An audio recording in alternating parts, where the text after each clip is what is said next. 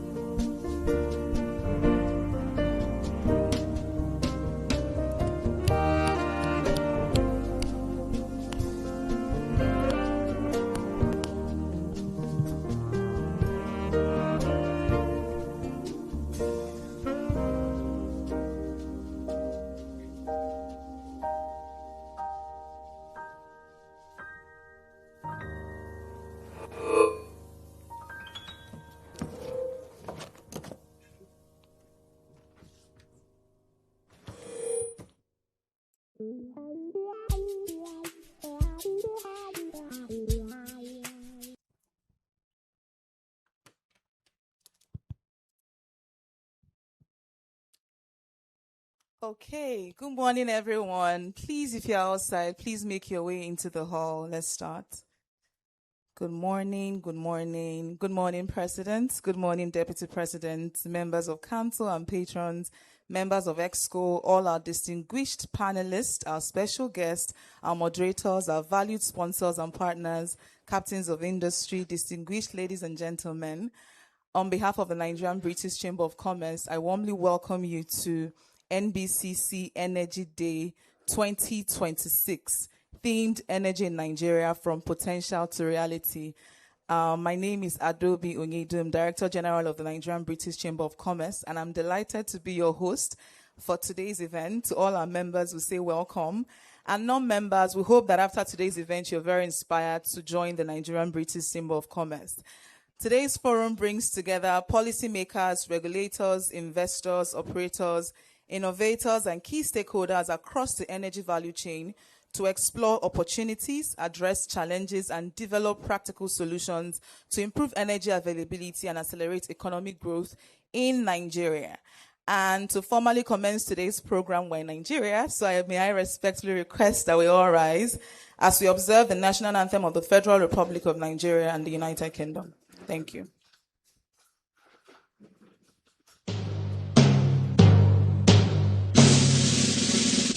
Nigeria, we hail thee, our own dear native land. Though tribes of may differ, in brotherhood we stand. Nigerians old and proud to serve our sovereign motherland.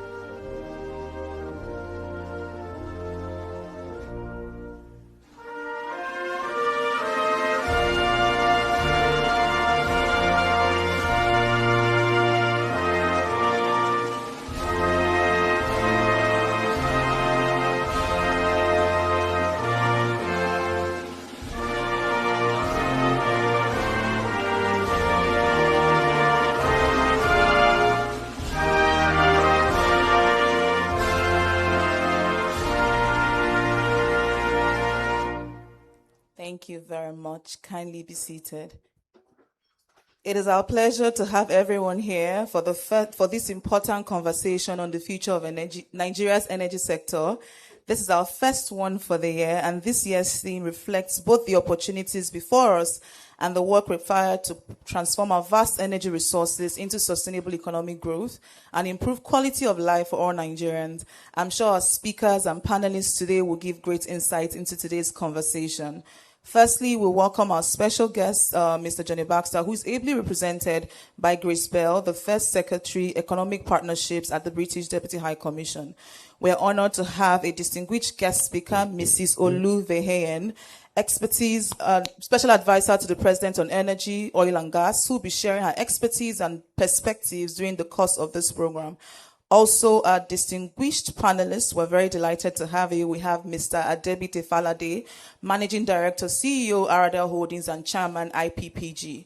We also have Chief Engineer Tony Atta, Managing Director, Chief Executive Officer, Renaissance African Energy Company Limited, who is ably represented by Mr. Emeka Wara, Vice President, Accounting, Reporting and Control, Renaissance Africa Energy Company Limited. We also have Mrs. Rolake Akinkube Filani, Managing Director, Energy Inc. Advisors. We also have Mr. Olumide Eshon, Energy Resources, African Tax Leader, Deloitte and Touche, Rural Electrification Energy, Nigeria. And then we have Mr. Yishai Bainish, Chief Executive Officer, Daystar Power Solutions Limited, Mr. Femi Adeyomo, Chief Executive Officer, Energy Solar Limited, and we have Mr. Bola Ogidon, Chief Executive Officer, Pirano Energy. Please, a round of applause for all of our panelists. And we also appreciate our moderators, Mr. Mansour Mohammed, Head of New Business Development, Africa Wood McKinsey, and our lovely Miss Anne Renu, Chairman Advocacy Committee, NBCC. We also extend our sincere appreciation to our valued sponsors who has made this event very possible. We have Aradel Holdings PLC, we have Renaissance Africa Energy Company Limited, Baywood Group, Beepstar Offshore Services Limited, BTM Travel, Richardson Oil and Gas, and Ash Group for your generous support in making this forum possible. Your partnership is deeply appreciated. Ladies and gentlemen, throughout today's session, we look forward to very rich discussions, innovative ideas, and actionable outcomes that will help move Nigeria's energy sector from potential to reality, creating lasting value for businesses, communities, and future generations. Thank you, and I wish us all a very productive and impactful forum. Before we proceed, please just be patient with me. Let me take a few of the housekeeping announcements. For NBCC, our event safety briefing, before we proceed, please take a moment to familiarize yourself with the following safety guidelines to ensure a safe and comfortable experience for everyone. We have two entry and exit doors. There's one here. There's also one behind. Please identify the nearest emergency exit from your current location. Should an evacuation become necessary, I'm very sure this will not happen. Kindly proceed to the assembly point located outside the building. And if you require medical assistance or notice anyone who may need help, please alert a member of the HQ staff immediately. In the event of a firearm, discontinue all activities and evacuate in an orderly manner using the nearest exit. Please keep your personal belongings with you at all times. The chamber will not be responsible for any loss or unattended items. For your safety and that of others, please keep walkways, entrances, and exit clear at all times. Report any hazards, spills, suspicious items, or safety concern to a member of the HQ staff immediately. Thank you so much for your cooperation, and we appreciate your support and wish us a very productive and enjoyable event. Also, after the panel, questions will be entertained during the Q&A session. Kindly indicate your interest by raising your hand and a microphone will be brought to you. Participants joining virtually are encouraged to submit their questions via the chat and comment section, and the communications team will collate and relay them accordingly. For social media engagement, please use the Chamber's official event hashtag NBCC Energy Day. And to officially welcome us to today's program, please join me in welcoming the Chairman Energy Group, Nigerian-British Chamber of Commerce, Mr. Taj Shobayo, for his opening remarks. Please, a round of applause for him.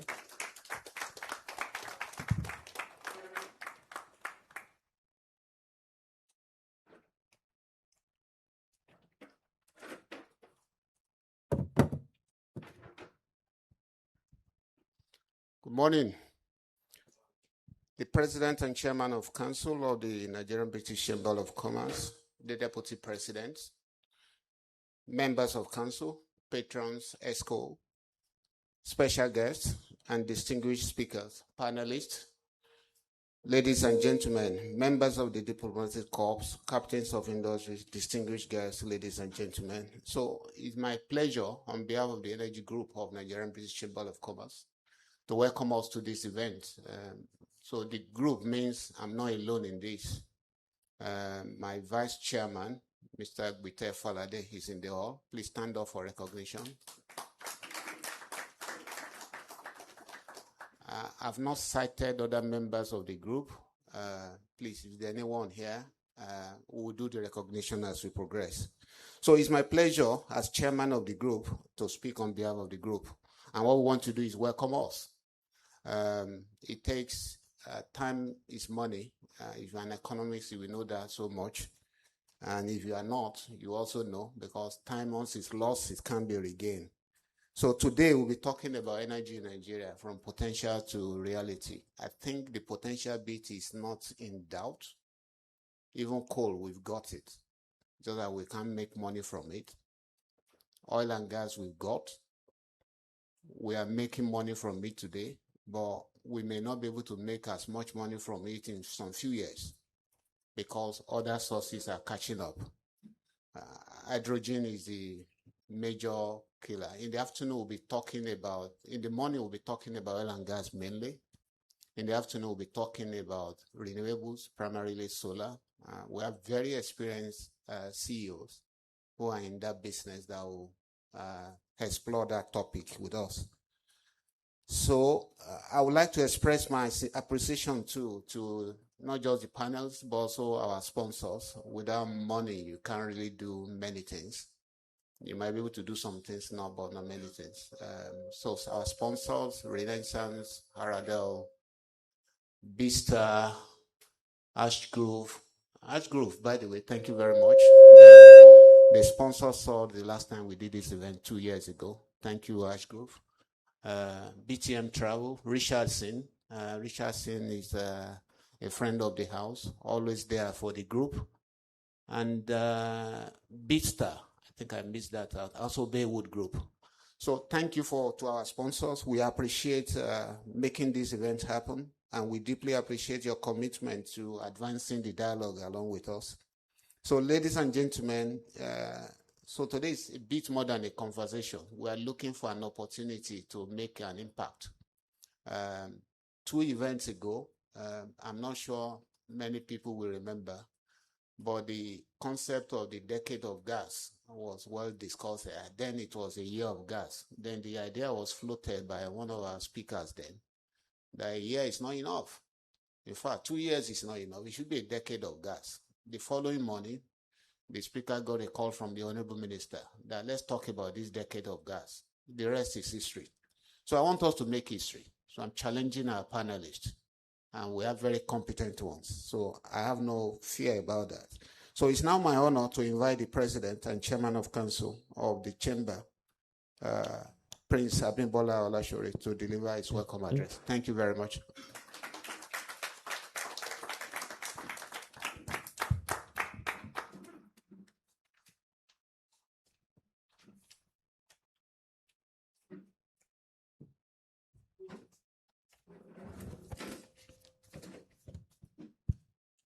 Good morning. Good morning. We have our Deputy President, Akin Oshutoki, my council members, ESCO members, distinguished special guests, the movers and shakers of the energy industry, not oil and gas, energy industry. I can see them all in this room. Members of NBCC, distinguished members, distinguished guests, ladies and gentlemen. Good morning once again. It's indeed a great pleasure to welcome you to the Nigerian-British Chamber of Commerce Energy Day 2026. The theme of today's event, Energy in Nigeria, from Potential to Reality, speaks directly to one of the most important imperatives of our time, transforming Nigeria's abundant energy resources into sustainable economic growth, industrial development, and shared prosperity. Nigeria stands at a defining moment in its energy journey. As Africa's largest oil producer and home to some of the world's largest natural gas reserves, our nation possesses extraordinary potential. Beyond oil and gas, Nigeria is also blessed with significant renewable energy resources capable of powering homes, industries, and business across the country. Encouragingly, recent reforms within the sector have signaled renewed momentum. Increased investment commitments, the implementation of the Petroleum Industry Act, ongoing efforts to improve the power sector, and growing interest in gas development and renewable energy projects are creating new growth opportunities. These developments reaffirm Nigeria's position as a strategic energy destination and underscore the importance of sustained collaboration between government, industry, investors, and developmental partners. For the Nigerian-British Chamber of Commerce, the energy sector remains a critical pillar of economic cooperation between Nigeria and the United Kingdom. For decades, British and Nigerian businesses have partnered across the oil and gas value chain, contributing to investment, technology transfer, skills development, and economic growth. Today, this partnership continues to evolve, creating new opportunities in gas infrastructure, energy transition, renewable energy, financing, and innovation. As a chamber, we remain committed to fostering dialogue, facilitating investment, and creating platforms that connect businesses with opportunities that drive sustainable growth and development. Today's program brings together some of the most respected voices in Nigeria's energy landscape. Through our panel discussions, we will explore both the opportunities and the practical solutions required to accelerate energy availability, improve infrastructure, attract investment, and strengthen energy security.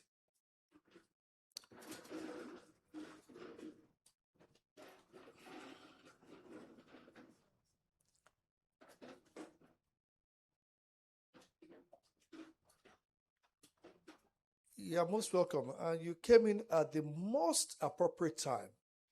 I was just to say I'd like to extend our sincere appreciation to our distinguished guest speaker, Mrs. Olu Ariwolo Overhead, for honoring our invitation and for our continued contribution to advancing Nigeria's energy sector.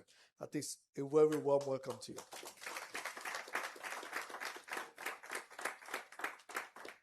I'll also wish to thank our special guest, Mr. Johnny Baxter, the British Deputy High Commissioner, who is well and ably represented by Grace Bell, the first Secretary of Economic Partnerships at the High Commission. Thank you for your presence and for the enduring partnership between United Kingdom and Nigeria. Our gratitude goes to our esteemed panelists, Mr. Digbite Falade, MD CEO of Aradel, Chief Engineer Tony Atta, MD CEO of Renaissance Energy, who's represented by Mr. Meka Nwora, Mrs. Rolake Kekube Filani, Managing Director of Energy Inc. Advisors, Mr. Olumide Eson of Energy Resources, African Tax Leader of Deloitte and Touche, Rural Electrification Agency, Nigeria, Mr. Ishai Benich, Chief Executive Officer of Daystar Power Solutions, Mr. Femi Adeyemo, Chief Executive Officer of Energy Solar Limited, and Mr. Bola Ogedon, Chief Executive Officer of Periano Energy. We are indeed grateful for your willingness to share your expertise and insights with us. Obviously, I'd like to commend our moderators, our own Ms. Anne Reno and Mr. Mansour Mohammed for guiding today's conversations. You can't do this without our generous sponsors, so I really must thank them in no particular order. Aradel Holdings, Renaissance Africa Energy Company Limited, Beowulf Group, B-Star Offshore Services Limited, BTM Travel, Richardson Oil and Gas, and Asgro Group for their invaluable support. Your partnership and commitment has made this event possible. Finally, I'd like to express our profound appreciation to the Energy Group of NBCC and the HU staff for their dedication, coordination, and tireless efforts in delivering this important event. And I must pause here and really must thank the Energy Group once again and the HU staff for a wonderful program. If you're feeling a bit cool today, as at yesterday evening, this AC was not standing there. But when we say we are bringing in people from the energy sector, how do we explain that they'll be in this room and they can't feel NBCC president. So I really must thank HP. I don't know what magic you performed in getting that one to be up and doing. And I'm sure it's also with the corruption of the energy group. I'm sure some funding must have also moved to make sure it happens. So, ladies and gentlemen, the future of Nigeria's energy sector will not be shaped by potential alone. It will be shaped by bold leadership, sound policies, strategic investment, innovation, and meaningful collaboration. The conversations we have today must inspire action and strengthen our collective resolve to build an energy sector that powers industries, attracts investment, creates jobs, and improves the quality of life for all Nigerians. I sincerely hope that today's discussions will therefore generate the practical insights, foster strategic partnerships, and contribute meaningfully to Nigeria's journey from energy potential to real energy reality. I wish us all a productive and successful Energy Day 2026. Once again, you're all most welcome. Thank you very much.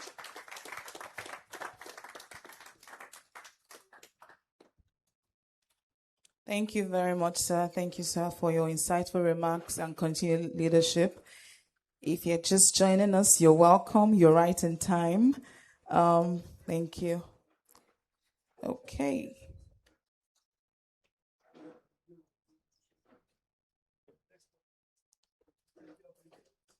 All right. To continue and further our conversation, we're going to take the first goodwill message. Well, ladies and gentlemen, please join me in welcoming Grace Bell, First Secretary, Economic Partnerships at the British Deputy High Commission. A round of applause for her, please.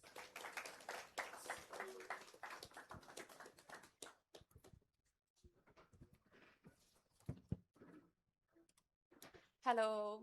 Thank you very much for having me. As mentioned, I'm Grace Bell, here representing the British High Commission. Firstly, please let me stand here on established protocols, if that's okay. Chair, distinguished guests, ladies and gentlemen, good morning.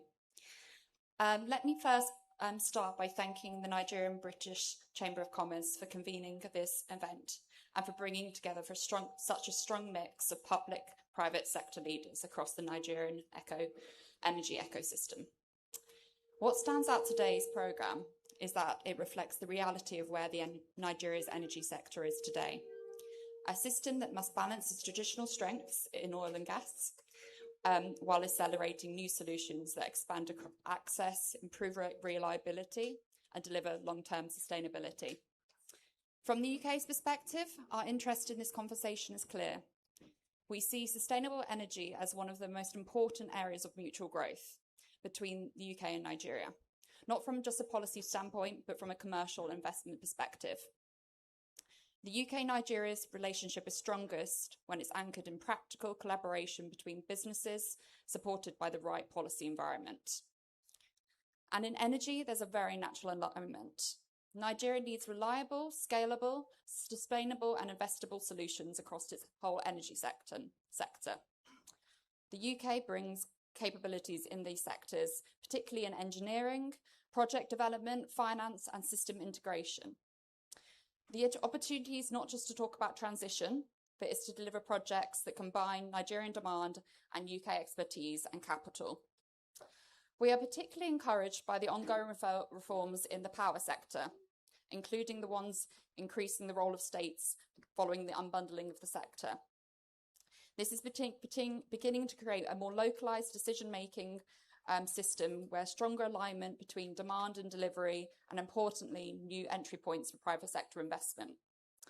Ultimately, energy access and reliability are delivered in states, cities and industrial clusters, and not just at the national level. Against that backdrop, there are clear areas where the UK can add value. These are distributed and embedded power, supporting industrial and commercial users with clean, reliable power beyond grid limitations. In system optimization, especially where we can improve reliability and reduce reliance on diesel. Grid balancing, controls and integration technologies. All of these examples are ensuring that systems, including renewables, function effectively at scale. And critically, project structuring, functioning and delivery models, which is often where projects succeed or fail.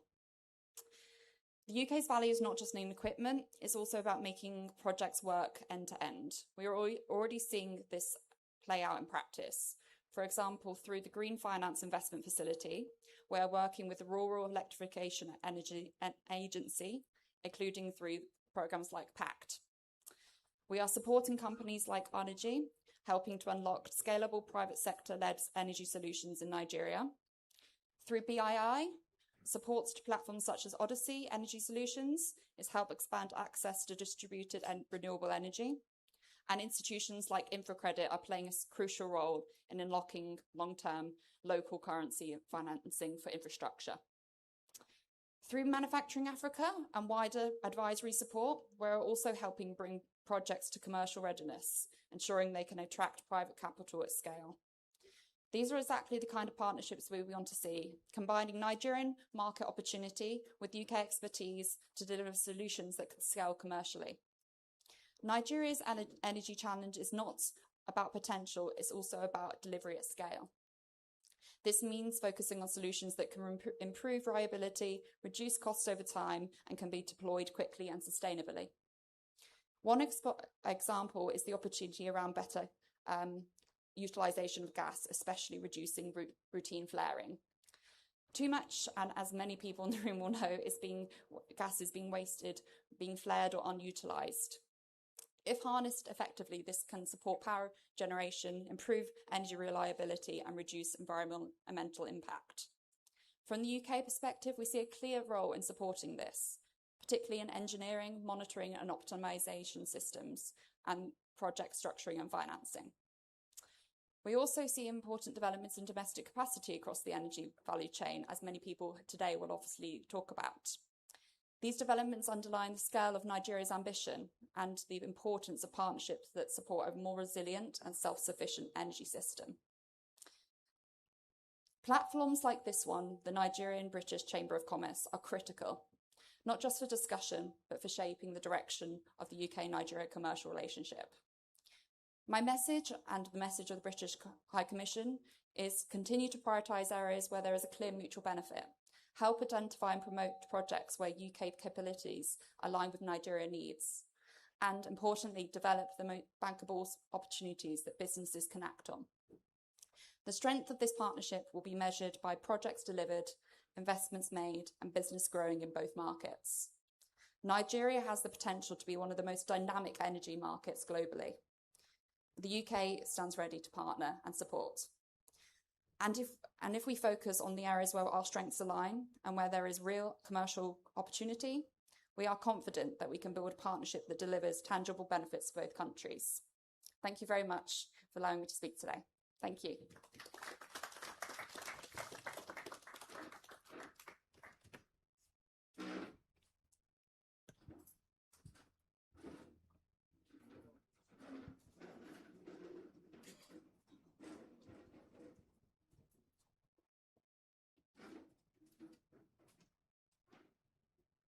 Thank you. Thank you very much. Moving on, please, media, let's have the video from Aradel Holdings.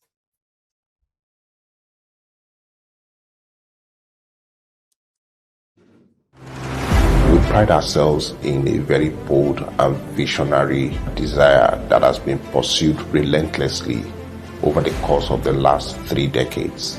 Aradel is the only truly indigenous and integrated company because we play in the upstream sector, we play in the midstream sector, and we play in the downstream. We want to be the best performing energy investment.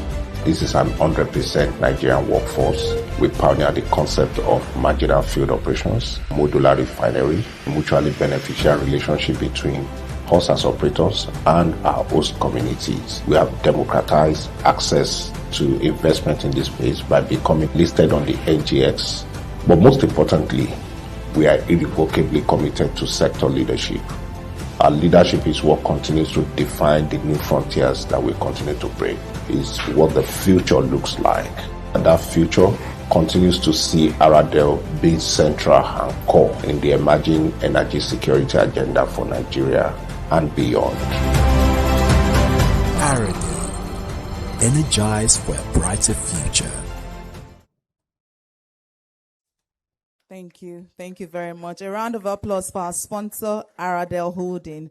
And it's interesting because we have the MD, Mr. Adebite Falade, Managing Director, CEO of Aradel, who is going to be coming up and delivering a goodwill message. Thank you very much, sir. Please join us and welcome him.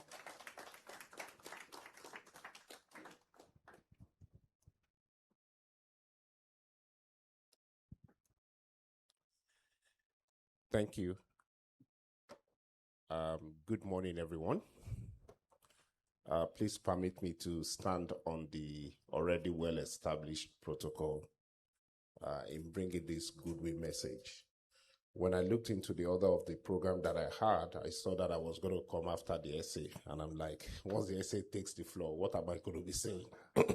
So thank you for asking me to speak before she does. And distinguished essay, it's a pleasure to see you, and thanks for what you do for our industry. The president and chairman of the council of NBCC and all the leaders who are here. It's a great honor to deliver this goodwill message at NBCC Energy Day 2026, convened under a theme that is both timely and deeply consequential. And the theme is energy in Nigeria from potential to reality. The theme speaks to a truth that we all understand, that Nigeria has never lacked energy potential. We have the resources, we have the geography, we have the people, we have the entrepreneurial capacity, and we have a domestic market of remarkable depth and a regional market that is waiting to be served. Yet, potential by itself does not light a home. Potential does not power an industrial cluster. Potential does not create jobs. It does not attract long-term capital. Neither does it strengthen national resilience. Potential is at best only a promise. Reality is what happens when vision meets discipline, when policy meets execution, when capital meets confidence, and when resources are transformed into value. And that's the journey before us. That's the kernel of our consideration today. Nigeria stands at a defining energy moment. Around the world, energy systems are being reshaped by several vectors of security, affordability, sustainability, and transition. For Nigeria, these are not abstract concepts, they are daily realities. And the challenge on us is that of producing more energy, making it cleaner, delivering it more reliably, and ensuring that it becomes the foundation for broad-based economic growth. As members of the Independent Petroleum Producers Group, we have seen firsthand the critical role that indigenous producers play in sustaining national production, in developing local capacity, in supporting host communities, and investing through cycles of uncertainty. Indigenous companies are not merely participants in Nigeria's energy sector. We are the anchor for its future. We're close to the assets, we're close to the communities, we're close to the challenges, we're close to the opportunities. We understand that energy development must go beyond extraction. It must translate to domestic value creation, industrialization, power availability, technology transfer, skills development, and national prosperity. The truth that we need to tell ourselves is that if Nigeria is going to move from potential to reality, then we must be bold enough to confront the execution gap. We must unlock investment at scale across the oil and gas value chain, especially in upstream production, in gas development, excuse me, in refining, in storage, in transportation, and in petrochemicals.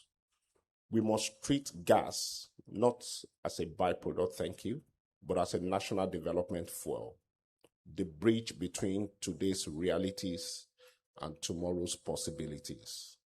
Gas must power our industries, fertilize our agriculture, strengthen our commercial and manufacturing base, and improve the quality of life for millions of Nigerians.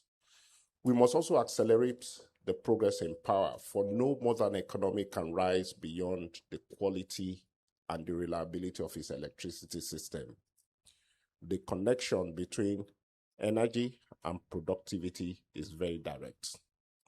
When power is available, businesses grow, children study better, hospitals function more effectively, digital enterprise expands, and the economy breathes with greater confidence. At the same time, we must embrace renewables and cleaner technologies in a manner that is practical, that is bankable, and that is suited to our national context. Nigeria's energy transition must be just, inclusive, and realistic.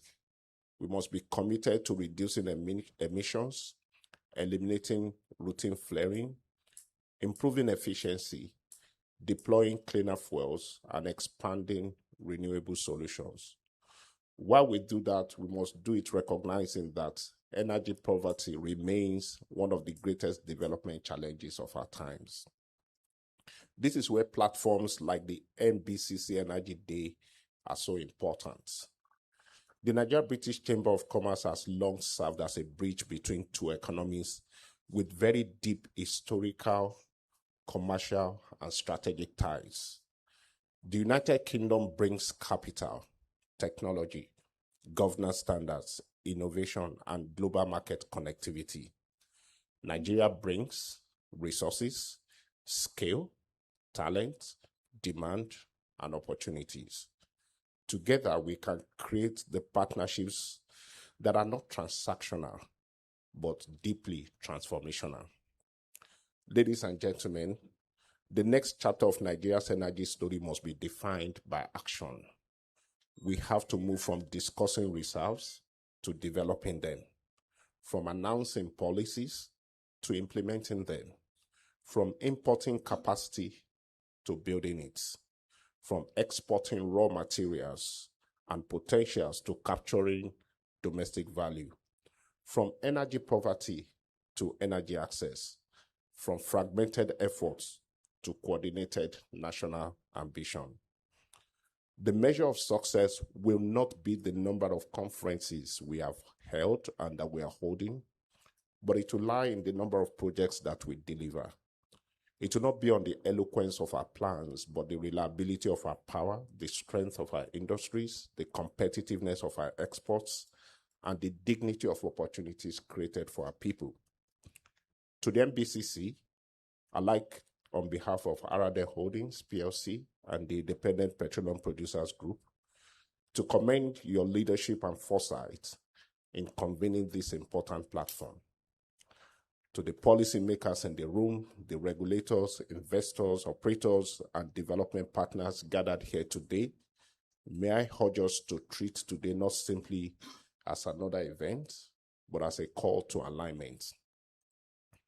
The future will not be built by optimism alone, but by collaboration, by courage, capital, competence, and consistency. I'd like to wish us all a successful and impactful deliberation. And I look forward to the partnerships, the policies, and the projects that will emerge from this gathering. Thank you, and God bless the Federal Republic of Nigeria.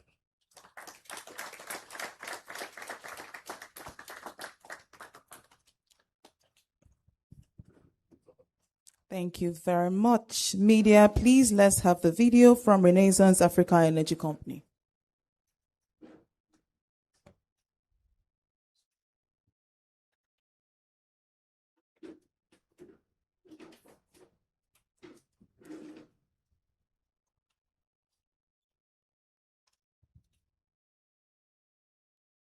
There is beauty in beginnings and also in endings. The dawn of a new day is here, and with it comes Renaissance Africa Energy. A company built on a proud legacy and driven by a bold vision to be Africa's leading energy company, enabling energy security and industrialization in a sustainable manner.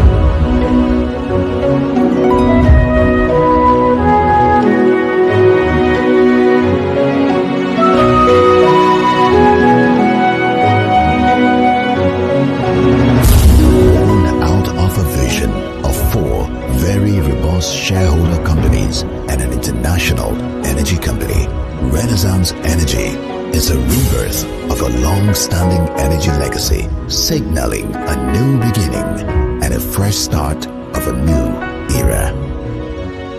With a value base of over $3 billion, Renaissance shareholders are blazing the trail of the enabling progress of the oil and gas industry.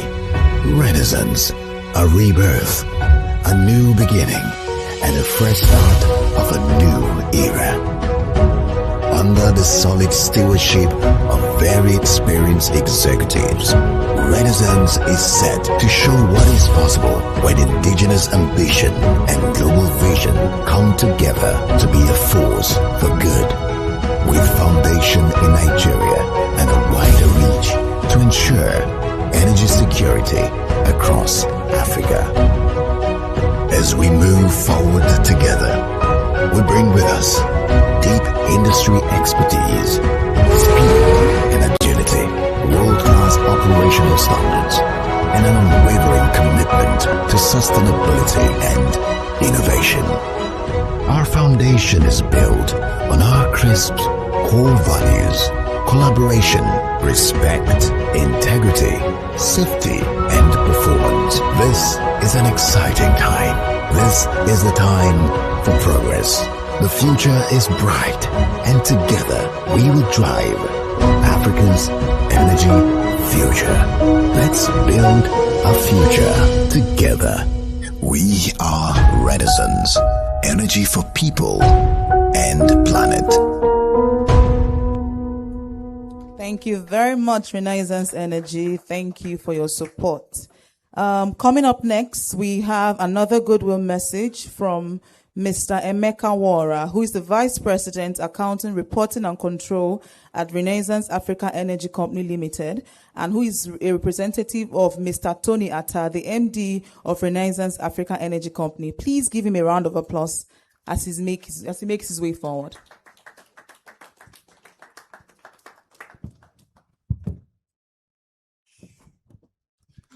Good morning, ladies and gentlemen. Please permit me to stand on existing protocol. Welcome, essay on energy, now oil and gas. I'm obviously not Tony Atta, Emeka Mora. I bring you greetings from my MD, who is unavoidably absent today. Let me start off by really appreciating the NBCC for creating this platform to just discuss the Nigeria energy landscape and the opportunities therefrom. Really looking forward to the discussions and actions that will come therefrom to help us move forward as a country. Ladies and gents, the renaissance we see today is only possible because for companies, for individuals dared to achieve. They demonstrated ambition, they were bold, and they were courageous. Please join me to offer a round of applause to Mr. Adegbite on behalf of our shareholders. They are the reason why we exist as Renaissance today. Renaissance was bettered following the deal completion early last year, 2025, March. At that point, we were producing barely just over 100,000 barrels, 130,000 barrels. And by the time we were exiting 2025, we had doubled that production, exiting at 260,000 barrels. We have a medium-term commitment by 2030 to be producing up to 1 million barrels of oil equivalent split equally between oil and gas. And the biggest leap we will have to make in that 5-year period is in the gas space, the domestic gas space, because that's what we believe in. We believe that we need the domestic gas to fuel the industrialization of the Nigerian economy. The vision of Renaissance is built on being the African leading energy company, at the same time fueling industrialization, enabling energy security, which you can't overemphasize these days with what's happening in the Middle East, and finally doing all this in a sustainable manner. We are committed at Renaissance to making this happen. It's also refreshing when you have a government, a central government that is committed in this drive as well. I think at this point, just to say thank you very much for the opportunity given to Renaissance to be here, and we look forward to a very interactive session today. Thank you.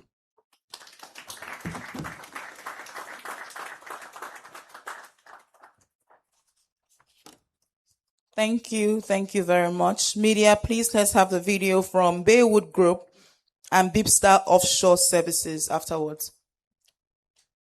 Okay, let's play for Bipstar Offshore Services.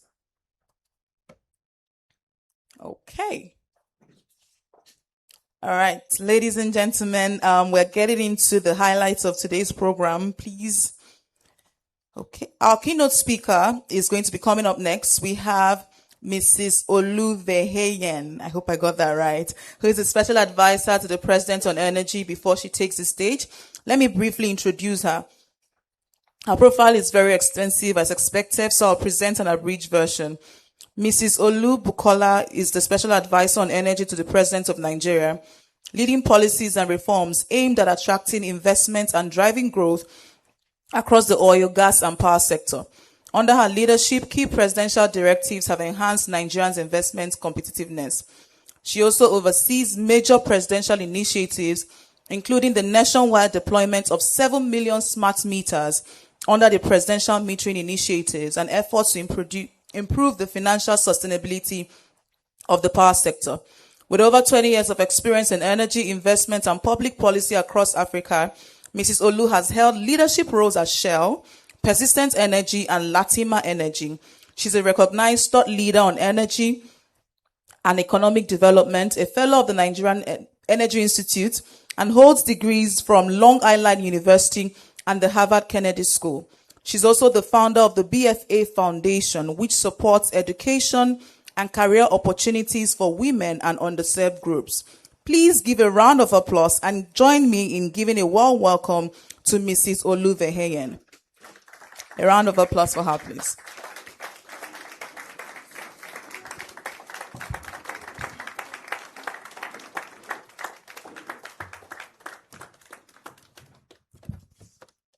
Thank you. Good morning, everybody. Please have a seat.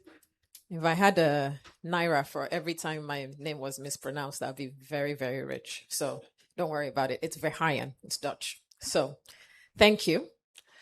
Please permit me to stand on existing protocols.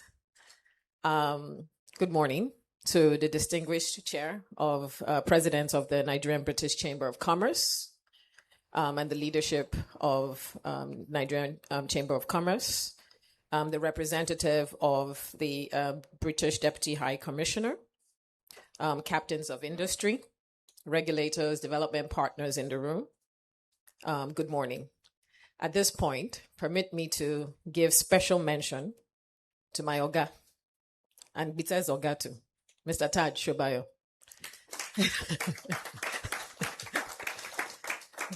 Thank you for convening and also for your service to this country. At this point, please indulge me and give him a standing ovation, please.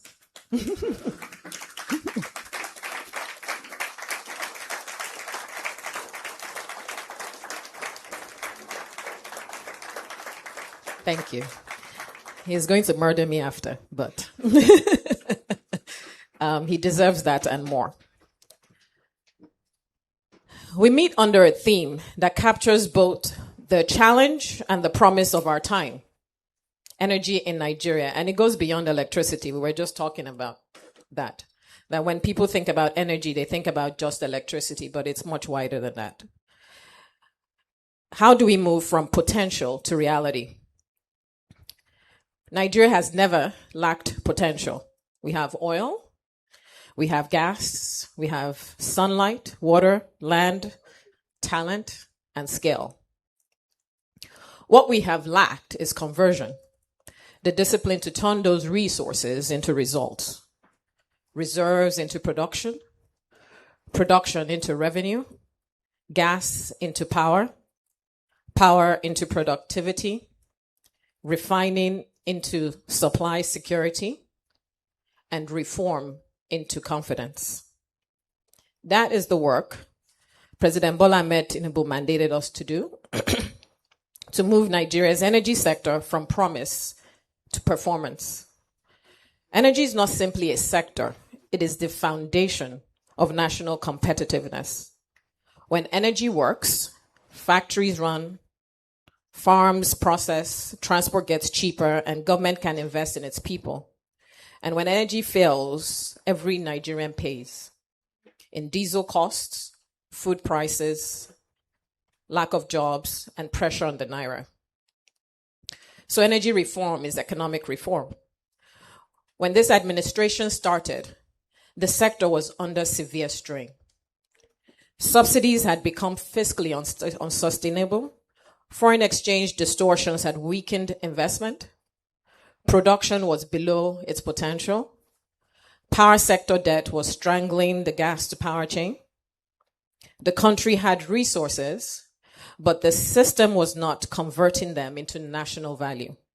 So our first task was to stop the bleeding and rebuild the foundations. Removing the fuel subsidy and reforming foreign exchange were hard decisions, very hard, but they were necessary. The results are visible. Total federation revenue rose to about 21 trillion in 2024, up from roughly 12 trillion in 2023. That's nearly double in a single year. Despite deregulation, we have avoided chronic nationwide petrol queues that once defined scarcity. Local production of petrol has moved from effectively zero in 2023 to about 48 million liters per day. For the first time in a generation, maybe even more than a generation, the majority of petrol that Nigerians consume is now refined here at home, and it's not imported. This is where energy reform meets the strength of the naira, because for decades, every cargo of imported petrol was standing demand for scarce dollars, a structural drain that weakened our currency. As local refining has risen, that drain has eased. Petrol imports fell from about 2.3 trillion in the first quarter of 2025 to under 90 billion a year later. Fewer dollars spent on fuel means that means less pressure on the naira. And energy security and currency stability are not separate goals, they're the same goal. The second thing we've done is restore production and investor confidence. Crude oil and condensate production is up roughly by 400,000 barrels per day since 2023. And it's at the highest level onshore in nearly 2 decades. Over $4 billion of divestments were concluded, which has deepened indigenous participation by some of the sponsors of this event. And the majors are not leaving Nigeria. They've merely moved onshore, increasing their investment and their exposure to Nigeria in deep water and integrated gas.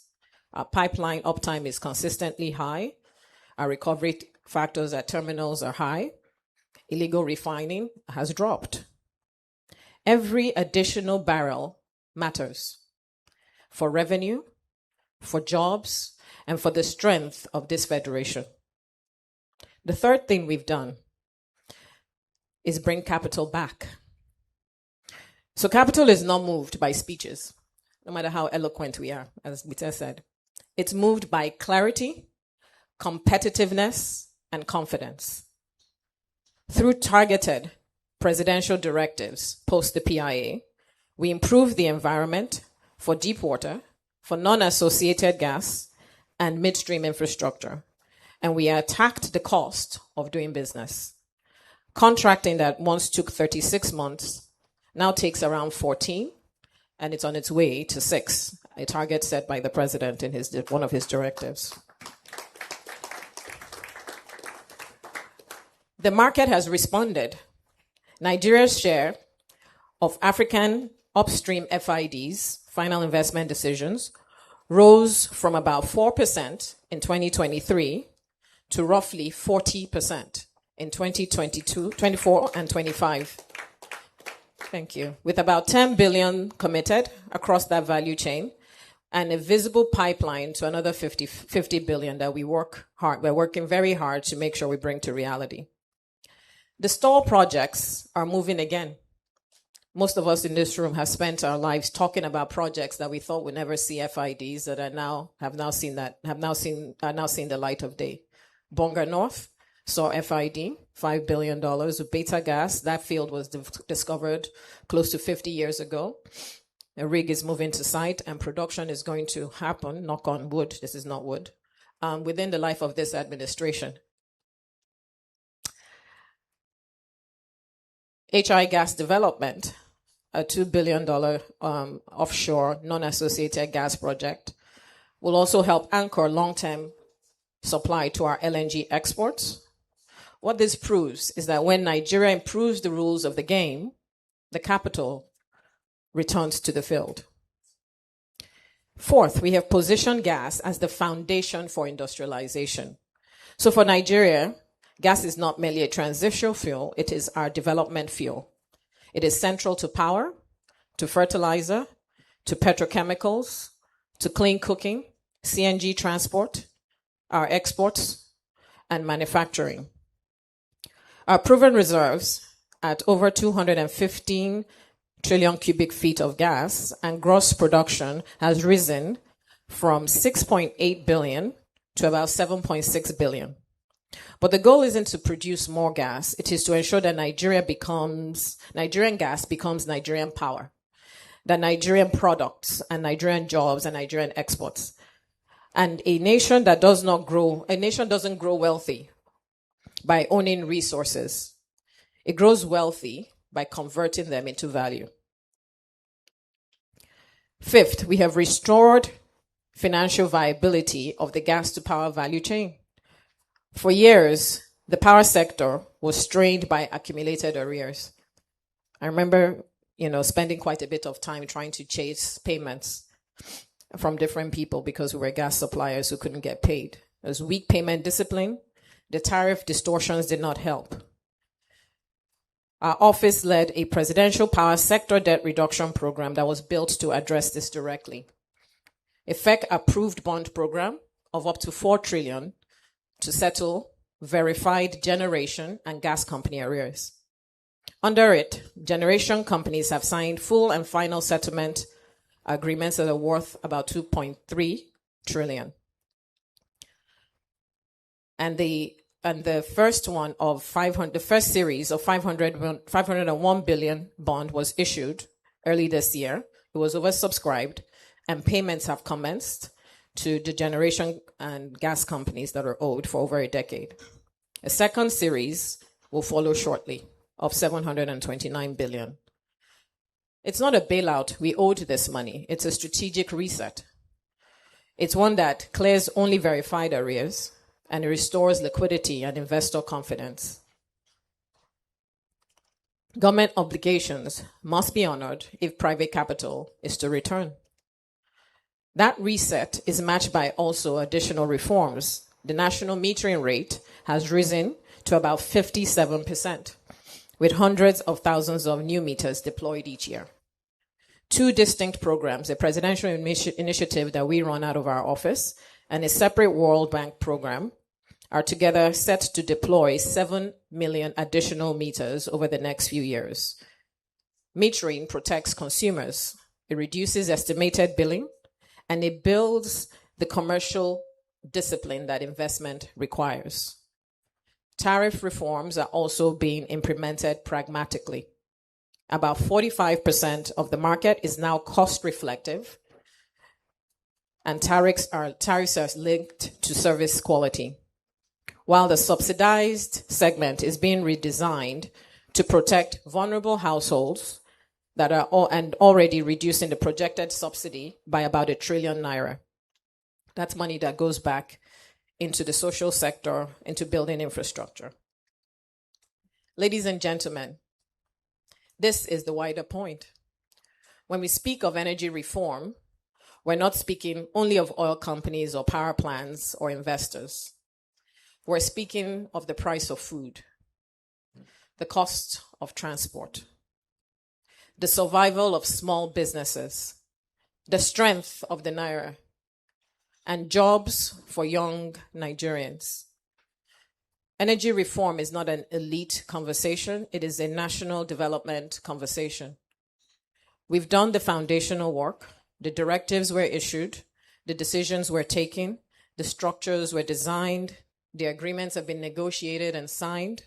The task ahead for the new sector leadership that are also joining us is to build upon the foundation that we have laid, to move from financial stabilization to service delivery, to expand access and reliably power Nigeria's industrial ambitions. That is where the Nigerian-British Chamber of Commerce has a role. The UK brings finance, legal structuring, insurance, engineering, and institutional capital. Nigeria brings the resources, demand, skill, and serious reform momentum. The opportunities to connect these strengths around bankable projects and to move partnership beyond goodwill into financing structures, skills transfer, tangible, measurable outcomes. My favorite. Nigeria is no longer presenting potential alone. We are presenting a reform pathway, a project pipeline, and evidence that disciplined execution changes outcomes. The road is not easy. Reform never is. But nations are not built by avoiding difficult choices. They are built by making them, by sustaining them, and converting them into opportunity for their people.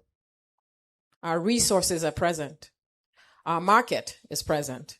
Our talent is definitely present.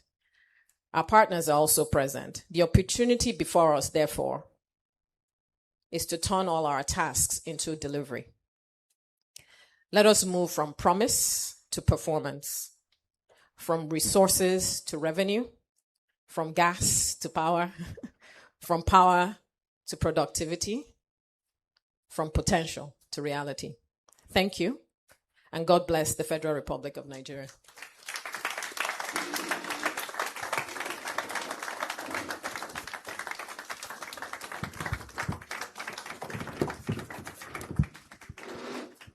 Thank you very much. Please, let's give her another round of applause for that very insightful session.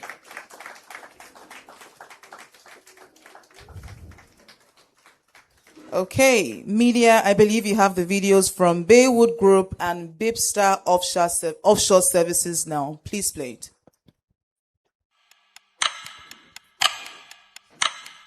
Every day, beneath Nigeria's soil, millions of barrels of opportunity wait. A discovery is not value. A reservoir is not revenue. Potential alone does not power a nation. Production does. This is where Bipstar comes in, bringing fields into production. Faster, smarter, safer. From early production facilities to modular processing solutions to offshore logistics equipment and technical operation support, Bipstar transforms opportunity into output. Because when production starts sooner, investment moves faster, industries grow stronger, and nations move forward. Bipstar Offshore Services, turning discovery into production, turning production into value.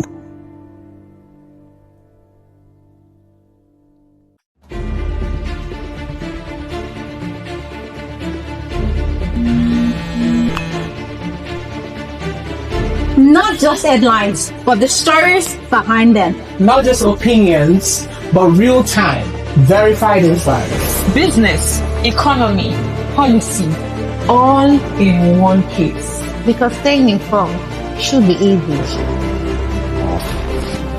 Now this is what we're talking about. At CBI News, we go beyond headlines to deliver real-time updates. From business and politics to culture and innovation, we bring Africa's voice to the global stage. Discover more at www.cbinews.tv. Stay informed, stay empowered.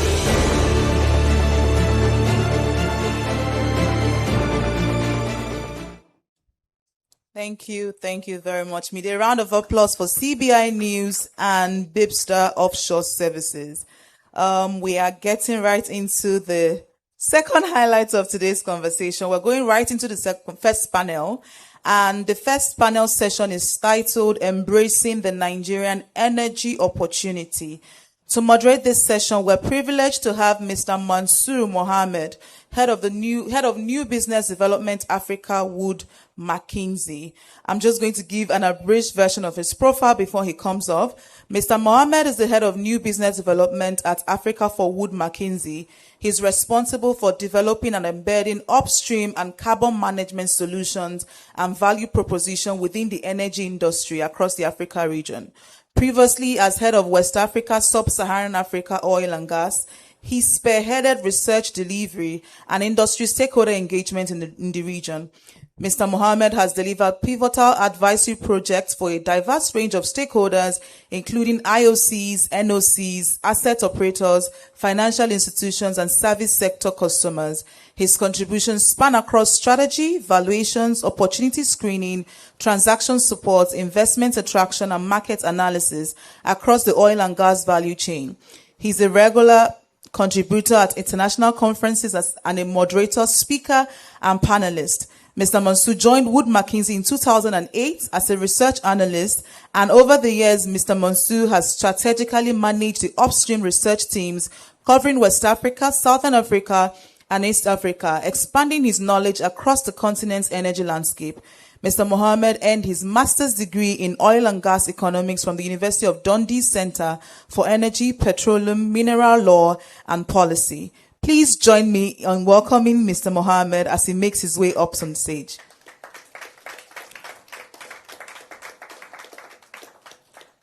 Also, we're going to have our panelists come up as well. The first panelist, we have Chief Engineer Mr. Tony Atta, who is represented by Mr. Emeka Nwora from Renaissance Africa Energy Company Limited. A round of applause for him, please. We also have Mr. Adebite Falade, who is the MD CEO at Arada Holdings PLC and Chairman of IPPG. A round of applause for him as well. And we have the lady in the group, Mrs. Rolake Akinkube Filani, who is the Managing Director, Energy Inc. Advisors. A round of applause for her as well. And the last but not the least, we have Mr. Olumide Eson, Energy and Resources Africa Tax Leader, Deloitte and Touche. Ladies and gentlemen, please welcome our panelists as they make their way up on stage. And I'll be handing over to you, Mr. Mohammed.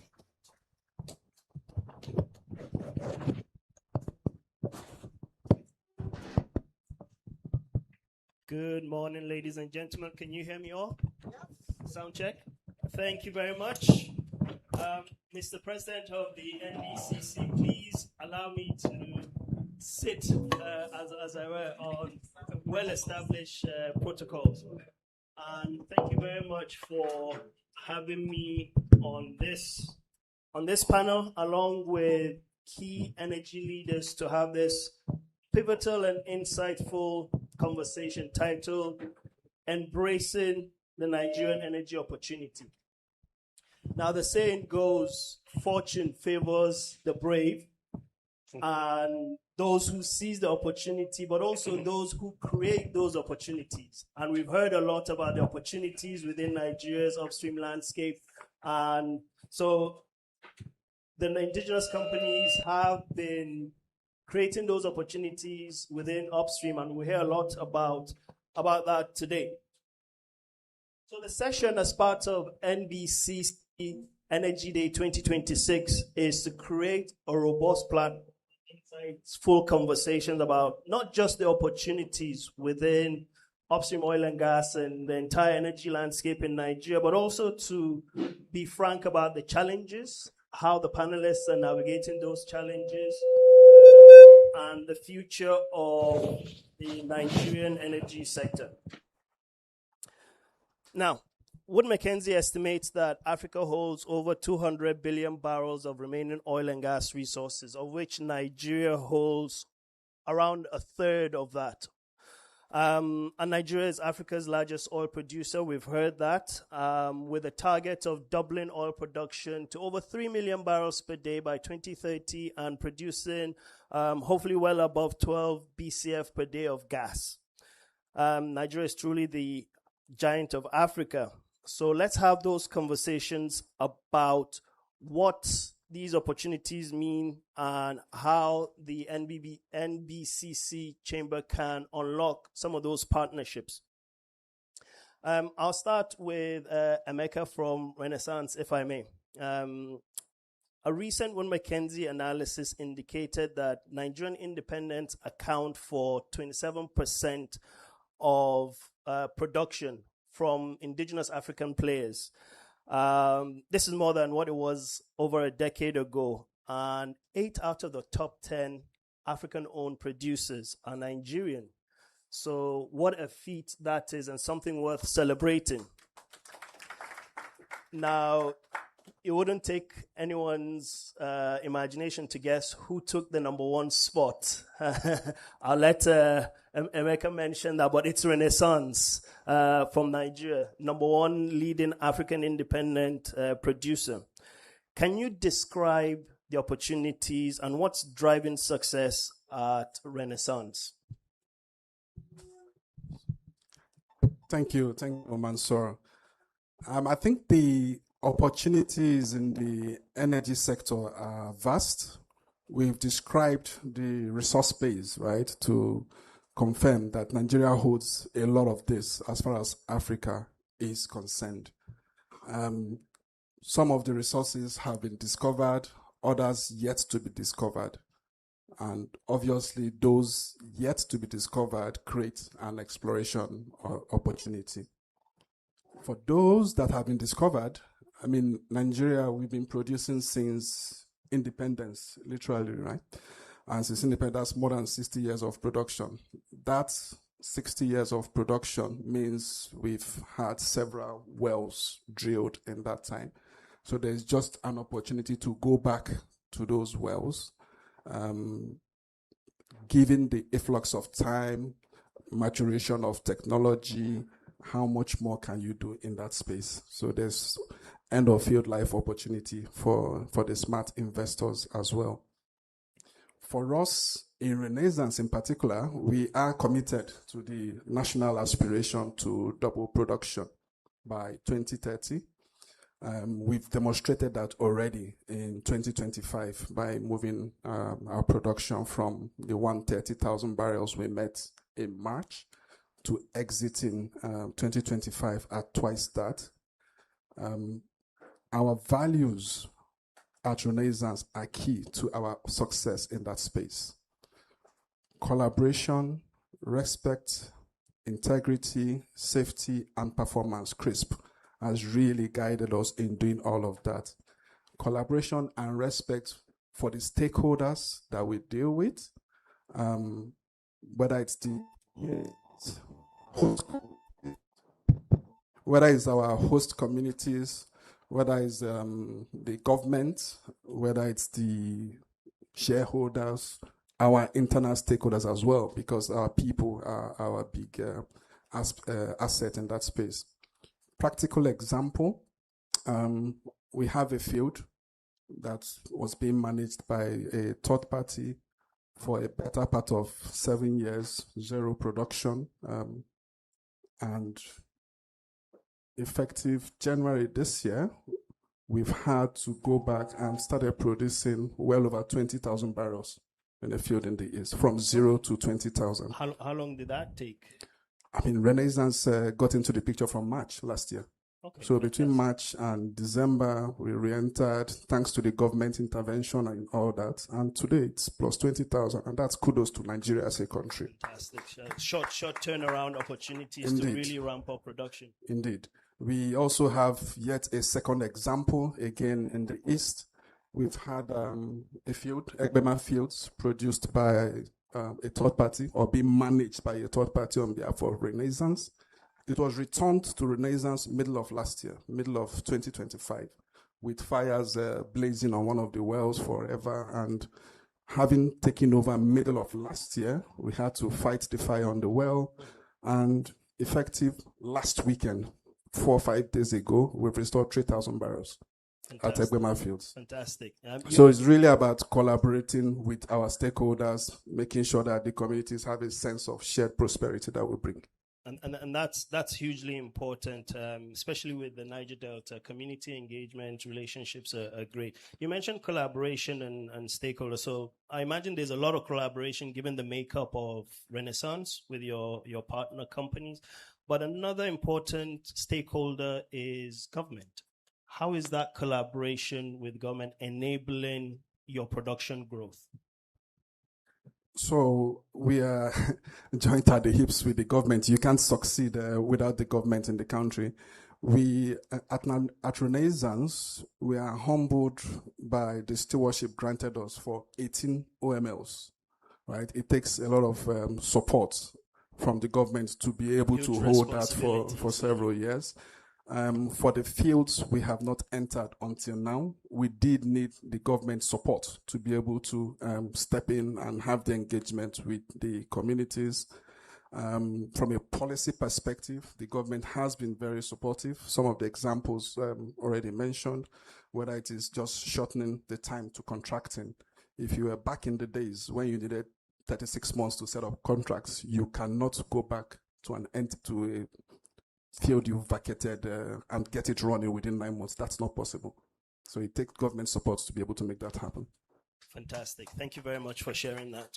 And kudos to the government for all that they've done to enable investments. If I can turn to Mr. Bite from Aradel and from IPPG. We've seen the transactions conclude over $5 billion of acquisitions by indigenous companies, mind you, acquiring assets from the majors. What are some of your key takeaways, learnings from those transactions? And if I can have a follow-up, how do you see the evolution of partnerships within the energy space?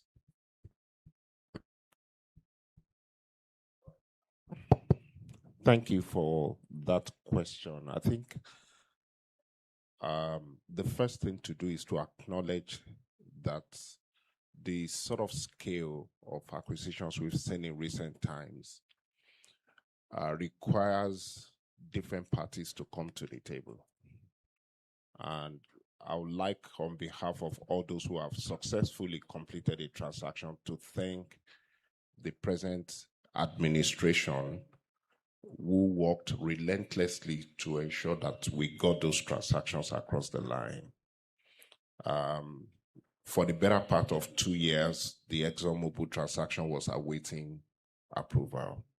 The Shell transaction was waiting for it as well. The Ajib transaction was waiting. The Equinor transaction was waiting. I think it speaks volume to the intentional effort of Mr. President to accelerate the approval granted to those transactions. And whilst investors were ready, without a government that is committed, that sees the value, it wouldn't have happened. So I would like to publicly acknowledge the role that the President and his team, please help us convey to him. It has been the most important lesson that we have learned. There are a couple of other lessons, and in no particular order, is the fact that acquisition itself is not a destination. It's just the start of another journey. Because after acquiring, there's a lot of work that needs to be done. There's a lot of investment that needs to be made, serious capital investments. For many years, our investment has been underinvested. Our industry has been underinvested. We didn't have clarity in certain commercial constructs and policy. But with that being done, so we see investment and we see the success case with Renaissance. So the journey is not just the checkbook to acquire, it's the checkbook to develop. I think it's very important. The next lesson for us is that indigenous companies have come of age. The sort of divestment that we witnessed in the last few years is not unique and typical to Nigeria.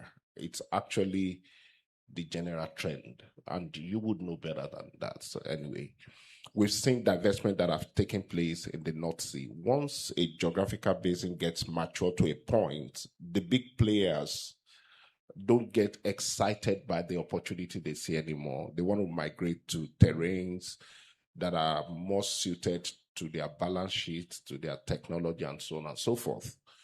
But the difference is that, unlike what happened in the North Sea, that when the majors were divesting, and it was the international independents that were stepping in the case of Nigeria, it was indigenous independents that were stepping in. So indigenous companies have come of age.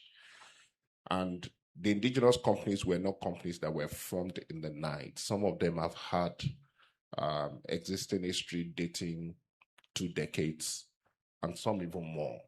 So, like Aradel, we are 34 years old now. So I didn't want to mention her name, but thanks for saying it. Fully matured and established company, we have to sing praises and recognize excellence when we see it. And in the specific case of the consortium that owns Renaissance, the group of those companies have been in working partnership relationship for 14 years before it happened. So indigenous companies have come of age.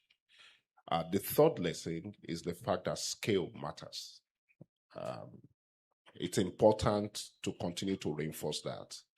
So today we do have probably about 100 operators that are live today in Nigeria. But if you cycle back 20, 30 years ago, the total number of operators that we had was probably no more than 20 or even less. And a lot of the footprints that we have today are fragmented pieces from what used to be an integrated whole. When you fragment such, you lose scale and you lose efficiency. So scale matters. That scale to bring about efficiency, that scale to strengthen your balance sheet and allow you to contemplate more, that scale that allows you to attract the right type of capital, it's very important. Another key lesson is the fact that communities and people in the operating environment must be part of the investment thesis from the beginning. They are not an afterthought. I think one of the key reasons why the Renaissances of this world, the Sepplers of this world, are recording increasing production after taking over the divested assets is the much more engaging partnership that is evolving with host communities. And while that has been enabled by the fact that when those communities see you, they see somebody that looks like them, but it's also strengthened by the fact that we now have codified in our Petroleum Industry Act a framework that makes the relationship between settlers and settlees much more better. And it's one of the things we have seen. But maybe the last of that before I drop the mic on this point is that even as a nation, it's high time that we see these divestments not as transactions, but as national opportunities. National opportunities to halt this term of extract and export, to create the supply base that forms the basis of further value creation. Today, And no apologies around it. Our industry is started by international oil companies who needed the resources for the energy security agenda of their host countries. And they've done that for a while. But ownership is changing now. And one of the key messages for us who are taking over is that it cannot be the same extract and export. Our economy is actually built by making sure we integrate forward in the value chain and build adjacent industries in the midstream and in the last mile that depend on the resources. That's the only time we can fully capture the value that we see. That has to be the intention. That has to be the strategy. And there is no better set of people to help champion that more than your local indigenous people. So those are the key lessons we've seen from the acquisitions that have taken place. To the second question you asked around partnerships, yes, we need the partnerships at various levels to be able to move us forward, and they cut across different community and stakeholder groups.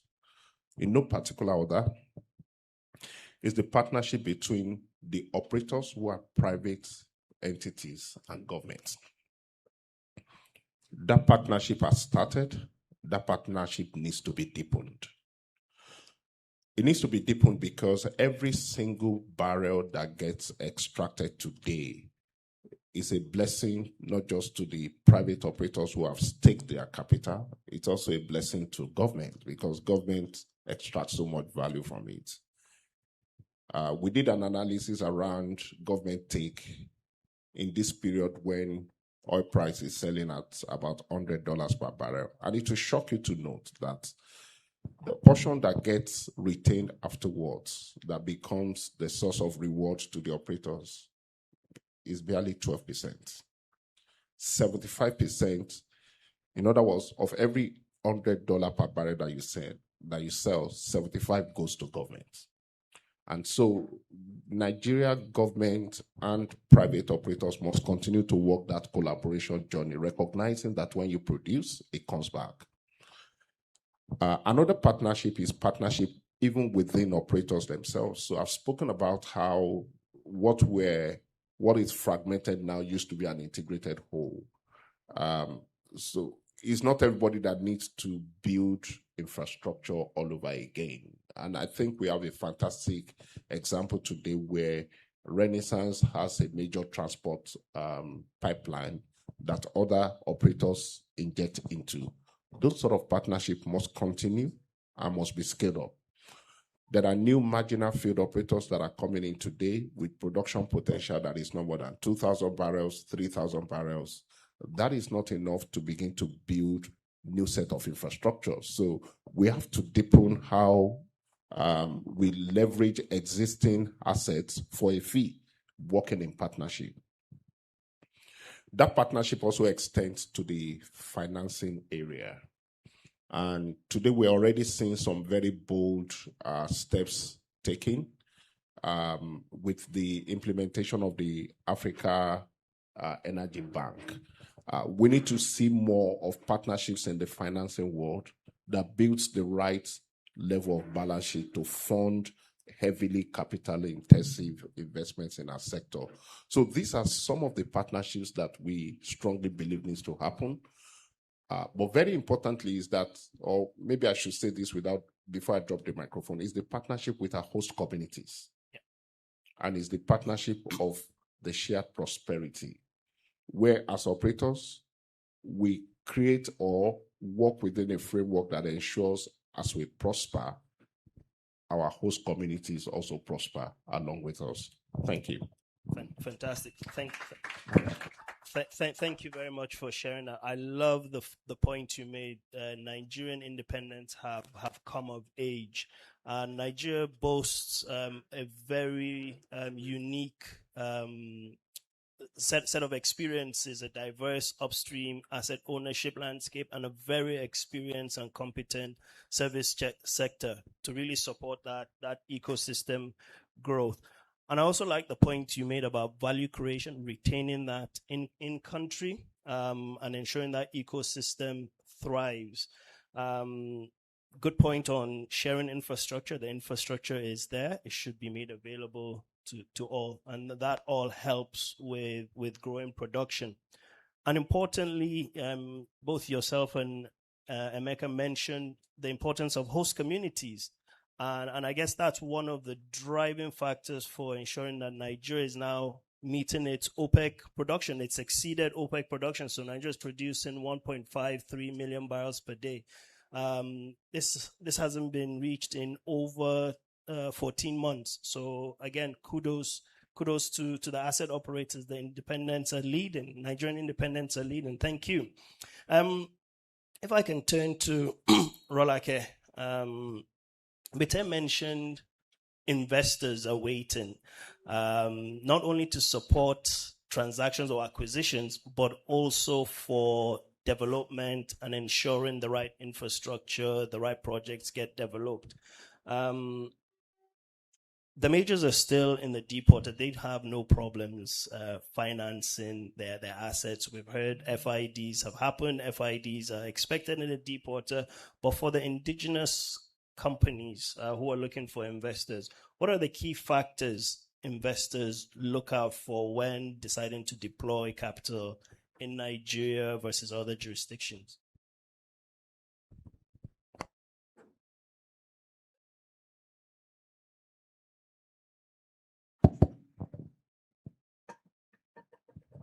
Thank you very much, and great to be here. So I think maybe some context setting would help before I go into the specifics of that question. So with the shift in ownership to indigenous hands, and we've actually done the work in our advisory firm of trying to quantify what that shift in ownership means in terms of barrels, but also in terms of capital. So if you look at the most recent transactions, we've seen about 500,000 barrels a day plus a production shift hands as a result of these acquisitions. And what used to pertain before with the international oil companies was funding on balance sheet, right? Which they can continue to do by and large in the deep water. Or historically with the JVs, we know all the history around the cash calls. Now we have a situation where for some, not all the indigenous companies, some of those acquisitions have been highly leveraged, i.e. lots of debt has been deployed to make those acquisitions at whatever valuations. So the big question that then becomes, when you take all of that into the context of what we saw maybe 6-7 years ago with the retrenchment of global capital from hydrocarbons, the question is, where will the new frontier for capital come from? And for me, specifically based on the work I do, both on the advisory side and also managing a fund that deploys capital into upstream equity into upstream oil and gas, I really believe the future of that financing is going to come from domestic institutional capital on the one hand. So the question then becomes, for the different profiles of investors or financiers, what is it they look out for? I think sometimes that misses the idea that it depends on who is looking. So what do I mean? If you take a company that is based in Houston that's trying to make an FID decision, they're probably benchmarking Nigeria against Guyana or some other country or the Gulf of Mexico assets. From that perspective, from a subsurface perspective, Nigeria looks attractive, but from other perspectives, not so much, right? So all of those decisions go into their investment risk profile. Now, if you're taking a local fund manager who's trying to invest in upstream oil and gas, they're probably benchmarking Angola, Gulf of Guinea, offshore. Nigeria has the institutional maturity. The second part of it in terms of what is important, and this is where I think the government in the last 2-3 years has done a really, really fantastic job. It's not perfect, is the signaling around the fiscal and regulatory environment. And several things have happened, which I'd like to outline and why it's really important for investors. First of all, the transition we saw in the regulatory space, moving from DPR to NMDPRA and NUPRC. We've seen the commercialization of NNPC, and more recently, is the debottlenecking of the revenue remittance to the Federation account. All of those things have systemic impact. I should also mention that something that Bite alluded to around the community, the social license to operate. I think the fact that today you have almost 150 host community development trusts and you have a new revenue sharing model, it significantly de-risked the perception of risk in the Nigerian oil and gas space. And then you layer all on that, all the various tax credits, the hydrocarbons tax, retrenchment for deep water offshore. All of that has changed fundamentally the economics of investment in Nigeria. And we've seen the evidence. We've seen the capital inflows. We've seen the increase in production. So all of that will be important. But over and beyond that is enforcement, right? And many of you who work in the Nigerian market know that regulation may exist in principle, but how are we enforcing? And what people fail to realize is that sometimes it takes a while for the institutional infrastructure to catch up with regulation. So in terms of what we're seeing today, Nigeria is certainly attractive. The economics attractive. Even in deep water, for a lot of investors, it's the OPEX picture is much more attractive than many other markets. The second part of it, especially for indigenous players and questions that often get asked, is the operational discipline and efficiency to execute. And I think that efficiency has increased over time. And then more importantly is how much capital they can source and then at what cost and at what price locally. So I think all of this is making Nigeria a much more attractive opportunity or proposition for investors. But it's also important to bear in mind that it depends on who is asking the question and what the comparison is. So I don't want this narrative of Nigeria being sort of a high-risk environment fails to take into account that it really depends on which investor is asking that question. And the final point I will make is one of the things that we are trying to do with the fund that we're managing is to say to domestic institutional capital, you actually have the risk appetite for the upstream oil and gas space. And why do I say so? And many industry advocates have been working with PENCOM and others to try and incentivize investments. And what do those investors typically want? They want regular distributions and regular returns. They're risk averse. But actually, if you look at Nigeria's pension market today, we have 25 trillion naira in assets under management, right? Many of those pension funds are already exposed to Aradel or Seplat by the stock market. Yeah. So what that tells me is actually they have appetite for upstream oil and gas. What they require is a safe mechanism to do that at scale. Because if you think about the life of a deepwater offshore project and the returns profile, you're talking several years. And what we need to deploy is long-term capital, patient capital, low-cost capital that can be funded in foreign currency. So these are some of the things that I think will be increasingly asked. And I think with that shift in ownership comes a new type of investor appetite, which we think is there. And we're certainly seeing the deal pipeline reflect that. Fantastic. Such an enriching conversation. Thank you very much for that analysis. Very insightful. If I can take something away, and please confirm that investors are interested. It depends on what type of investor, right?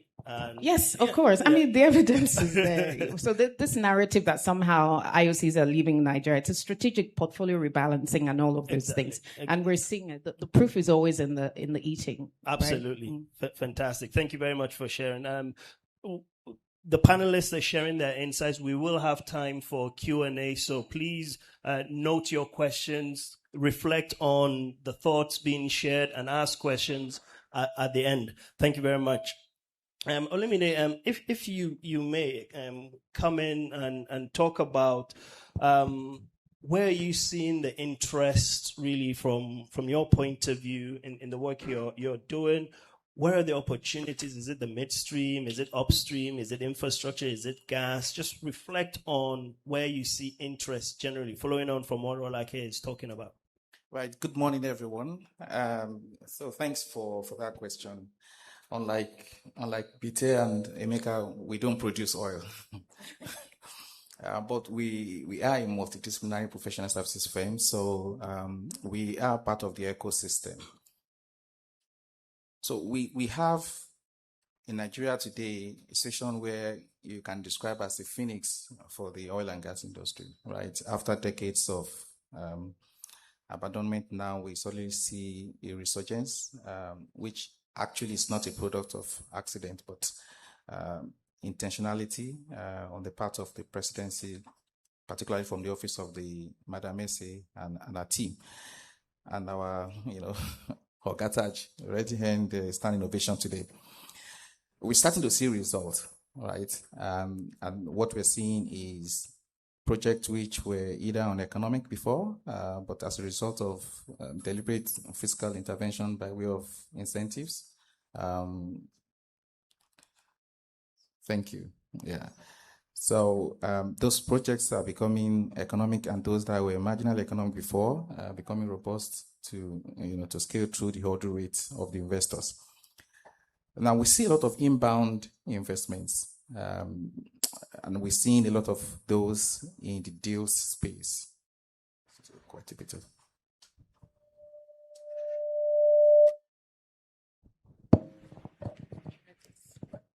Thank you. We're seeing a lot of that in the deal space, and by the way, including a lot of British companies actually. So either acquiring existing assets or wanting to be part of a consortium to bid for new ones. Some are direct investments, some are through PEs. So certainly in the upstream, we're seeing that investment. But more importantly is the oilfield service space, where some of the companies that have exited in the past are making country re-entry. And for us as a firm, maybe because we're multidisciplinary in nature, we see them from the legal space wanting, re-registration or incorporation and all that. We also see them from our corporate finance folks, wanting to understand how the investment flow in Nigeria work, wanting us to review models for them, whether it makes sense. But what you will see is this industry is actually, I do say to people, does not respect emotions. It's all about economics. Okay, so once the economics work well, people want to come in, regardless of the peculiarities and the struggles that Nigeria had before with, cost premium issues, insecurity, red tapes, contracting, and all the likes.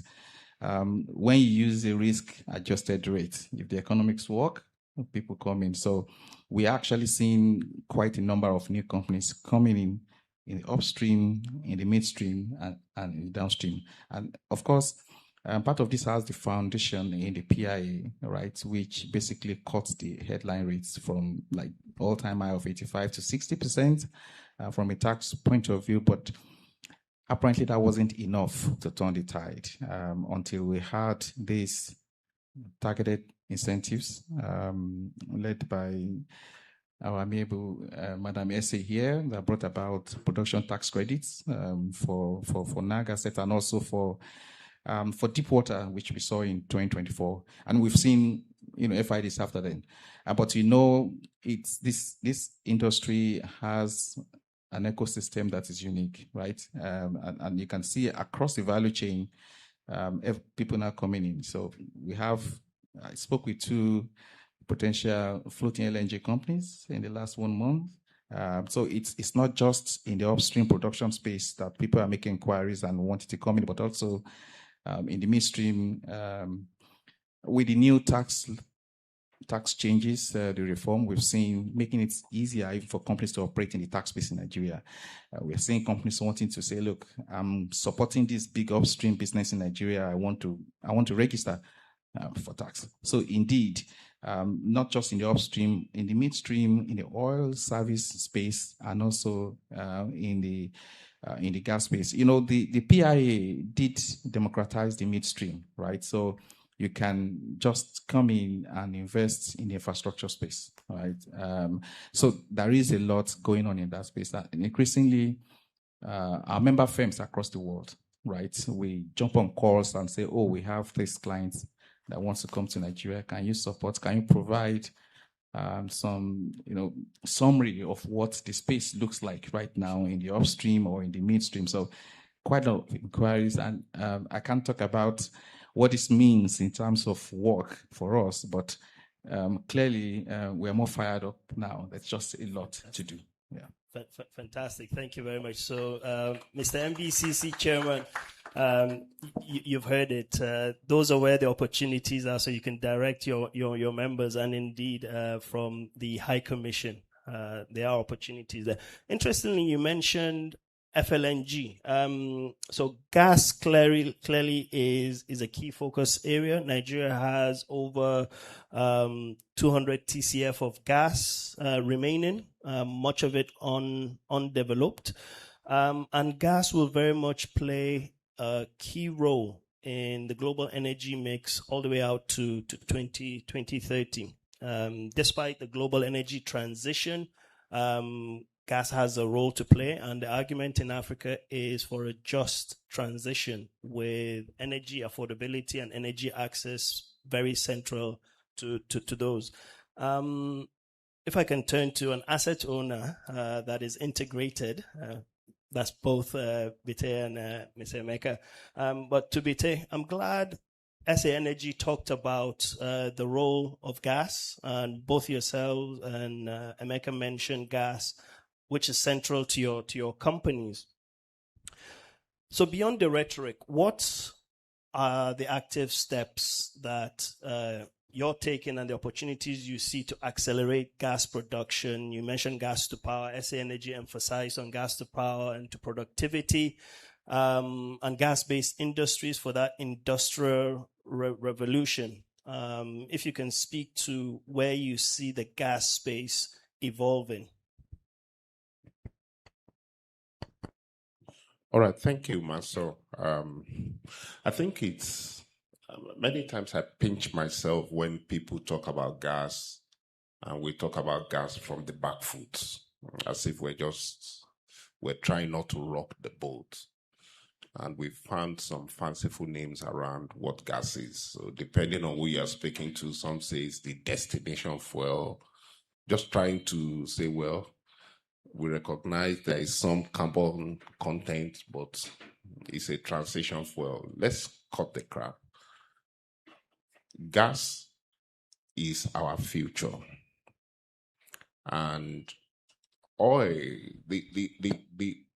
the domino impact of gas on our economy is significantly more than what you can get from oil.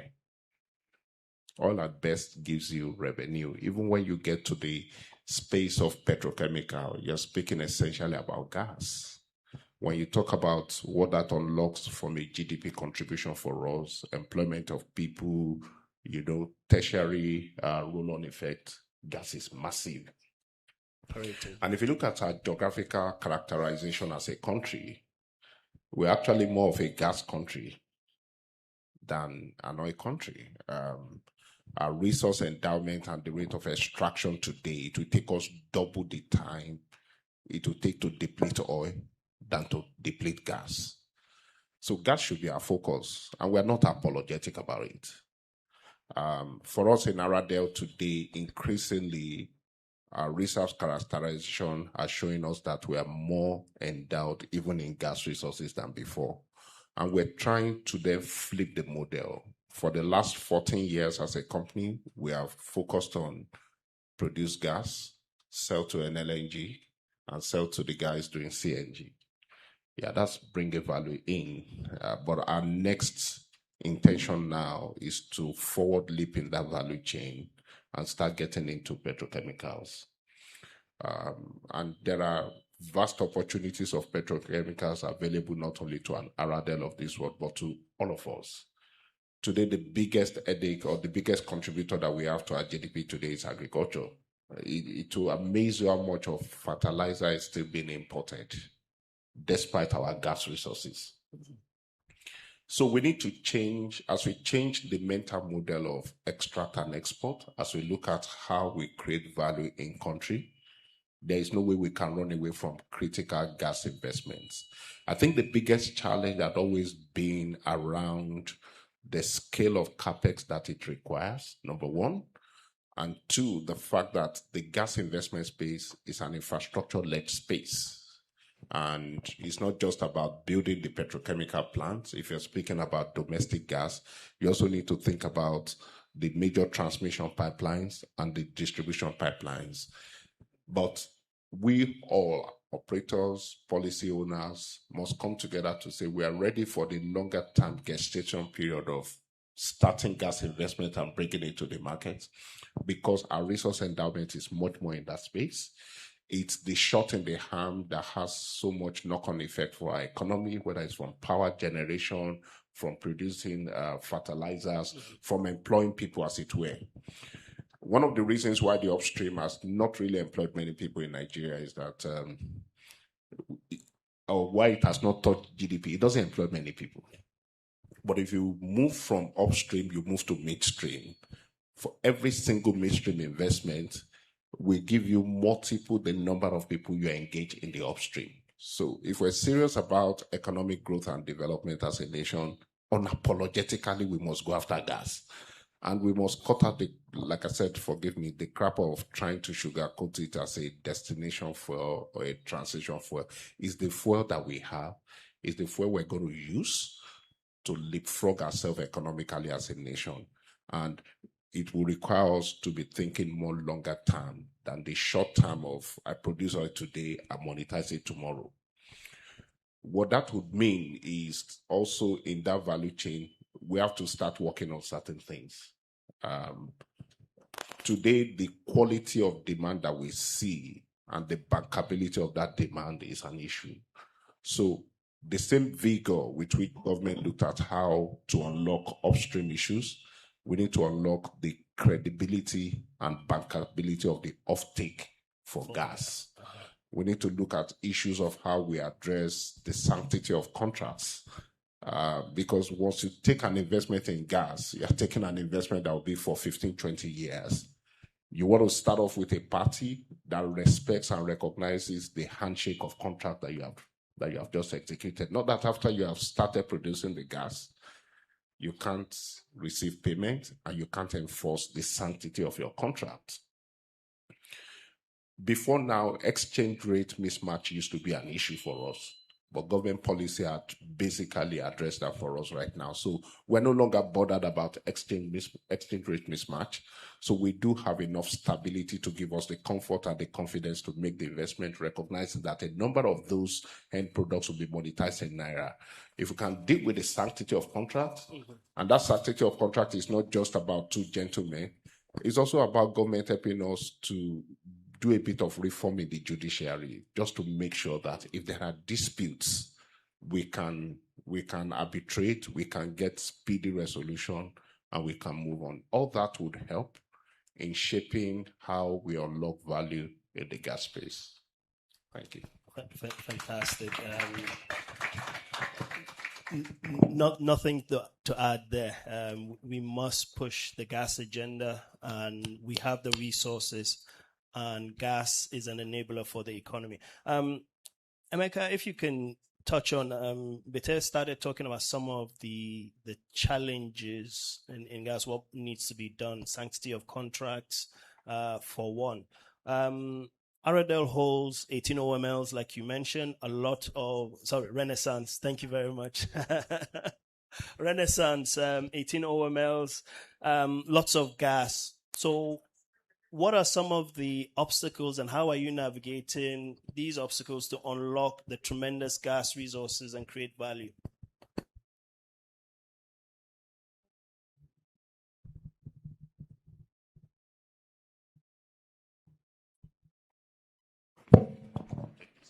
Sorry. Can we get the organizers to look at the microphones, please? Mansour, thank you for that question. I will forgive the mistake because when Mr. Faladay speaks, we don't know whether he's speaking for Aradel or Renaissance. So I think from our perspective,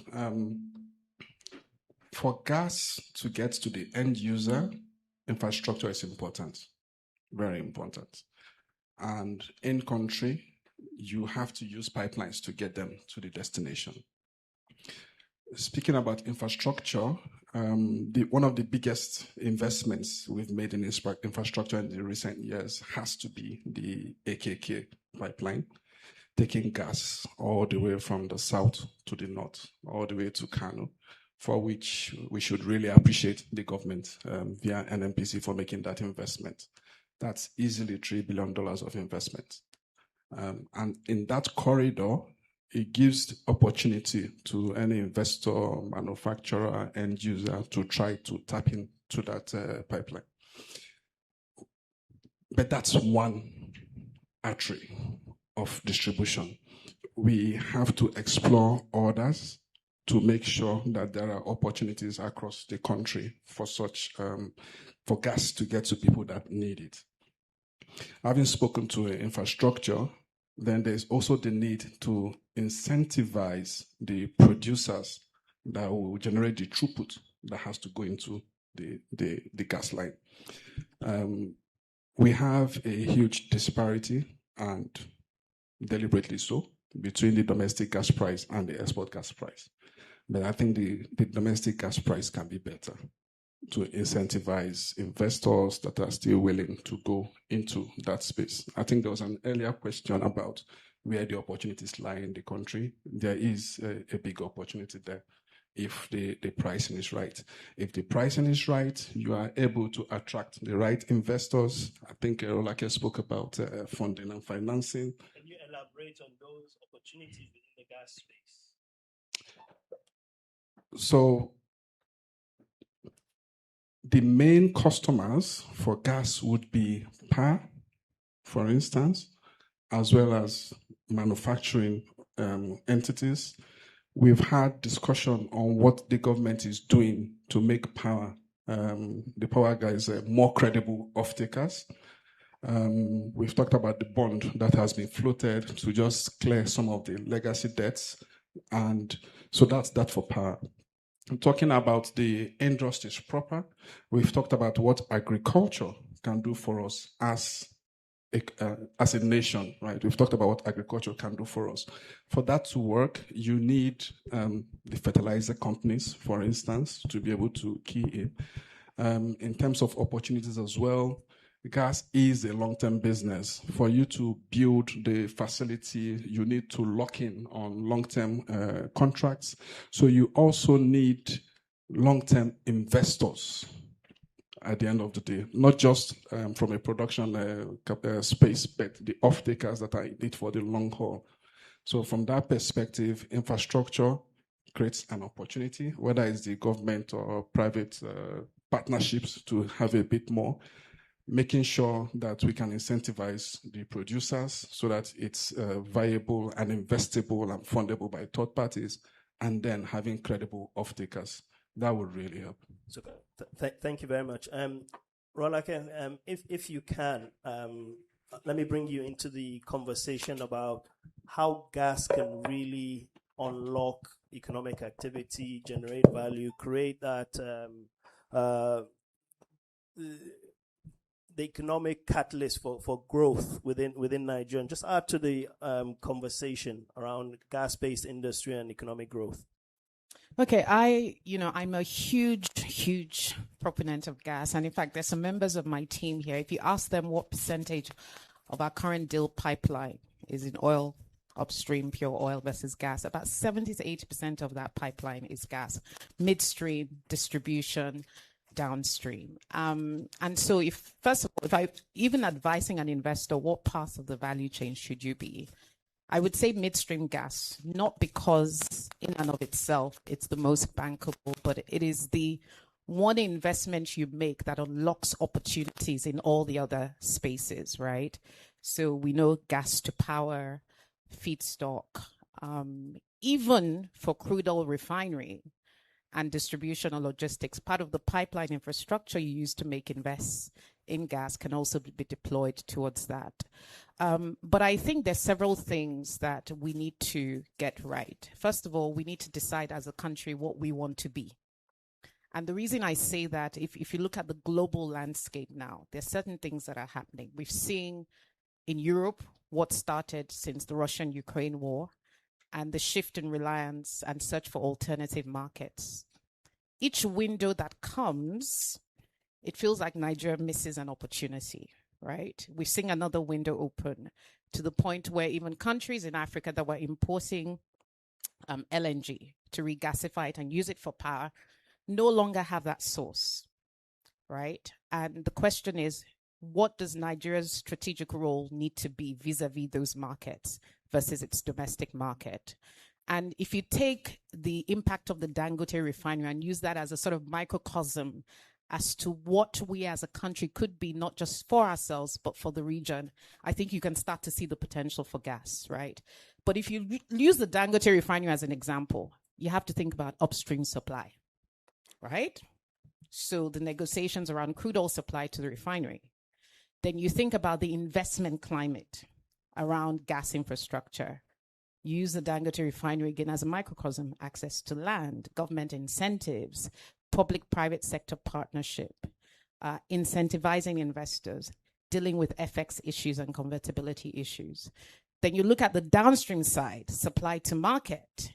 Again, what is the regulation on the downstream side? So I think we need to look at the whole gas ecosystem, value chain, and decide what we want to be. And I think the NNPC Gas Master Plan is a fantastic piece of policy that we can really take and leverage on.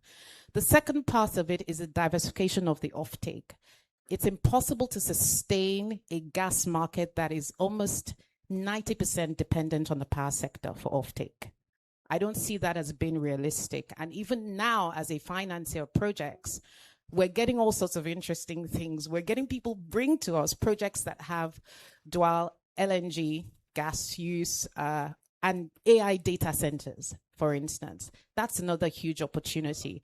So the question is, how can we build infrastructure that speaks to different uses? And Bitte so eloquently described the multiplier impact from an economic perspective if we get that right.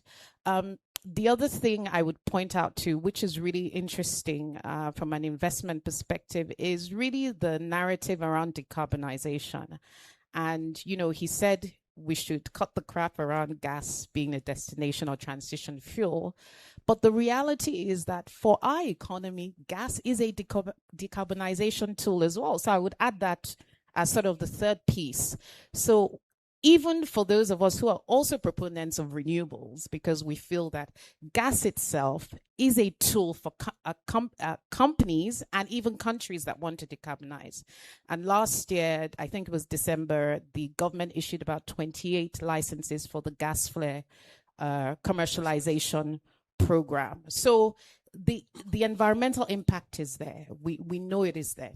Now, the final thing I will say is the financier perspective, because that's where the rubber hits the road. We've already heard about the huge capex requirement for gas. If oil is 25 billion, gas is multiply that by 2 or 3 times infrastructure. What we need is long-term patient capital that can be dual financed in local currency and foreign currency. Local currency, because domestic offtake is Naira-based, right? And so we need to find and pull together those sources of capital, right? And we need to make sure that we can see the returns by working on all those other things I described. So I think that's going to be absolutely key. So let's find a way to bring all these things together. As a financier and a former banker, structuring a gas deal is one of the most complex things you can do. It takes time. You're talking about huge amounts of money, huge amounts of capital. But what I'm also seeing is that we're seeing a return of interest, even from development finance institutions. The people who previously 5 to 6, 7 years ago pulled back, they're asking questions. AFDB, Afrexim Bank has always been in there. The European Bank for Reconstruction of Development is talking potentially about looking at gas opportunities, especially where you can sort of commingle that with cleaner sources. The final thing I will say is I also believe that we really need to look closely at transportation. because I think it's one of the things that will really provide an additional outlet for gas. And why do I say so? We know about the presidential CNG initiative, but recently the presidential CNG initiative has been expanded to include electric vehicles. And why that is, I think, is very interesting for gas is that even if you don't believe there's a viable transport market for gas, whether it's heavy goods vehicles or ordinary vehicles, even when we start to see electric vehicle uptake in our market, we're still going to need gas for power supply. So that's really important. So those are some of the ways I think we need to really look at our gas industry going forward. Thank you. Thank you very much. Thank you very much for that. Can you hear? Thank you. Thank you very much for that. I wanted to ask a clarifying question. The panel session, we're up for time, so we're going straight into Q&A. But for Rolake, you're in the financing side of things, so very much someone all stakeholders should hold close to asset owners and government. Incentives are not necessarily a bad thing. Government incentives, they promote investment, they give investor confidence, right? So if you can just clarify that as well as what you also mentioned earlier, what Nigeria should decide what we are. What do you mean by that? I feel like somebody in the crowd has come to set me up. But let me talk about the gas-specific incentives. And I think we like these incentives because they change the economics of your modeling, right? It's, when you look at what you're projecting from a revenue perspective. But we've seen, for instance, new credits, production credits, which we also saw deployed in 2005-2026 licensing round, $1 per 1,000 cubic feet for non-associated gas. And I'm sure this is something that the special advisor talks about specifically and is quite excited about through the efforts of her government. Gas incentives carry a 10% petroleum investment allowance. By the time you start modeling this, it starts to make more economic sense. In terms of what I think Nigeria should be, is if you look at the global market, right? Countries like Qatar are signing 20-25-year LNG contracts. In fact, the contract market is back in LNG. And so the question I have is, how can we position ourselves as a reliable supplier of gas to international markets? And the way you do that is, first of all, demonstrating that you're a reliable domestic supplier of gas, right? So when I say what should Nigeria be, Nigeria has everything we need today to become one of the foremost, potentially competing with the likes of Qatar and others, suppliers of gas to international markets. So that is one of the things I think Nigeria should be, because obviously it brings us FX revenue. And look at Dangote refinery and the impact on our current account. The economic significance of that will be quite transformational. And then domestically, in terms of what we should be, I think we sort of all already described it. That's sort of what I meant. Definitely. I hope that helps. No, absolutely. Thank you very much for clarifying. I think that helps anchor the opportunities in the minds of the audience today. We've heard a lot from the audience. I've grilled you enough. Thank you very much for providing insight. For timing, we'll open up the conversation to Q&A from the audience. So please ask your question. Put your hand up. When you get the chance, please state your name, designation, and the company you represent. And keep your question brief, please, for time. And then indicate who you would like to direct that question to. Thank you. Hello, good morning. My name is Wisdom Chap Jumbo. I'm the anchor of the Energy Outlook TV program. My question will be on LPG, since we're talking about gas. And that's because just in recent times, we have seen a surge in the cost of gas, cooking gas prices in the country. So I think the LPG market needs a lot of focus on, because I'm not sure why just of recent that surge seems to be happening. So My question will be, what do we need to now do differently if we want to get things better for the average Nigerians when we talk about LPG? Otherwise, if we don't do anything, we see that people will be returning to using kerosene, returning to firewood if the price continue to go up. I've kept the cost of my cooking gas for the last 2 years. I've never seen it gone up in the last couple of days like what we see. So my question is, what is happening and what can we do since we're talking about gas? And maybe Rolanke and the CEO of Aradel can help us, give us some insight on this. Thank you. Okay, thank you. Any first responders? Rolake is deep in thought. Okay. Bete has stepped up. Thank you. I want to help Rolake. Very great question. And let me also acknowledge that that question is being asked at the right quarters. There's an emergency meeting that is summoned for Monday by the Honorable Minister of Petroleum Resources, Gas, just to discuss this issue. And it will be highly prejudicial for me to say anything ahead of that meeting. So please, if you can just hold that question and stay tuned to the outcome of that meeting. I'm sure some pronouncements will be made. Because when something like this happens, it's not just one actor.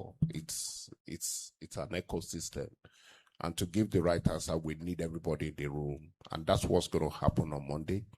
So if you pick the microphone, if you want my number and you want us to talk on Tuesday, I will be able to talk more intelligently.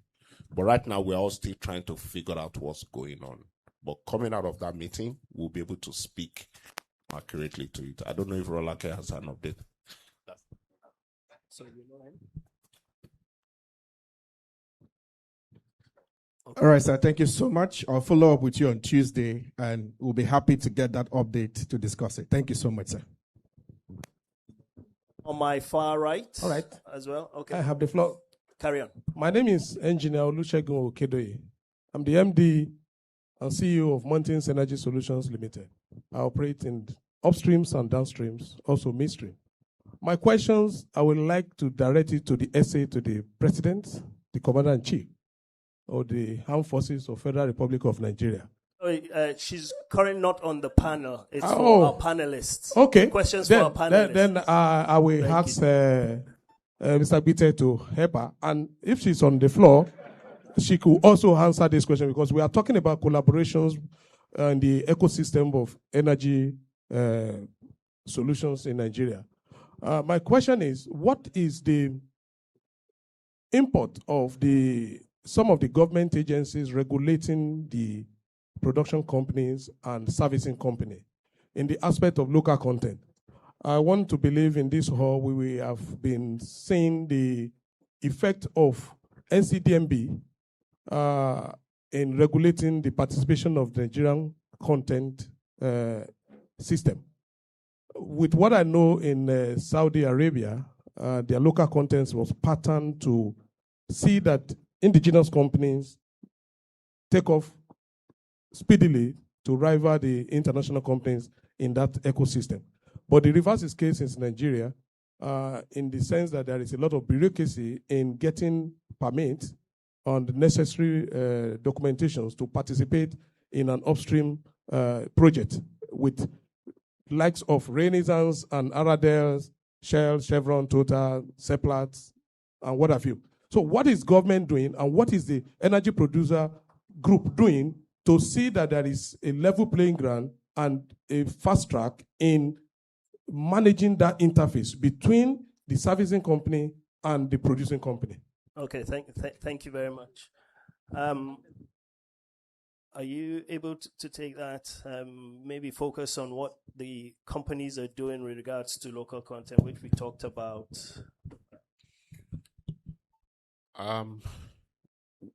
We are work in progress. But let's acknowledge where we are at first. Nigeria has the reference and success template for indigenous service provider or provision in our industry. We're actually the go-to person for everybody on the African continent. I don't have the data, but I know that when you look at local content in terms of value retention in the country, we are somewhere around the third quarter, getting close to about 70% in terms of achievement. That is phenomenal. What government has done through the NOGIC Act is to provide the framework. What we are meant to do is to study that framework and leverage it to play. Today, the NCDMB has created such a formidable intervention such that for those of us who are operators, the fear of NCDMB finding you giving out your contracts to non-indigenous people through their regulated process just drives us nuts. So there's a huge level of compliance from our side. And I think we've made, so I want to start with the great things. We are doing exceptionally well. Is there room for improvement? Of course, there is always room for improvement. But in terms of intent, there is improvement. And you did mention the bureaucracy around permits and approvals. It's a general concern for which I know the government has been working on. If you have been intimate with our industry, you'll be privy to the fact that the government came up with specific executive orders to cut the cycle time in contracting, moving it from 36 months to barely 6 months today. As part of also ensuring that we can act with speed and urgency in execution, the government also increased the allowable threshold limits for which operators can actually commit certain expenditure. Before, it used to be about $1 million or even less, 500,000. Now it's 10 million.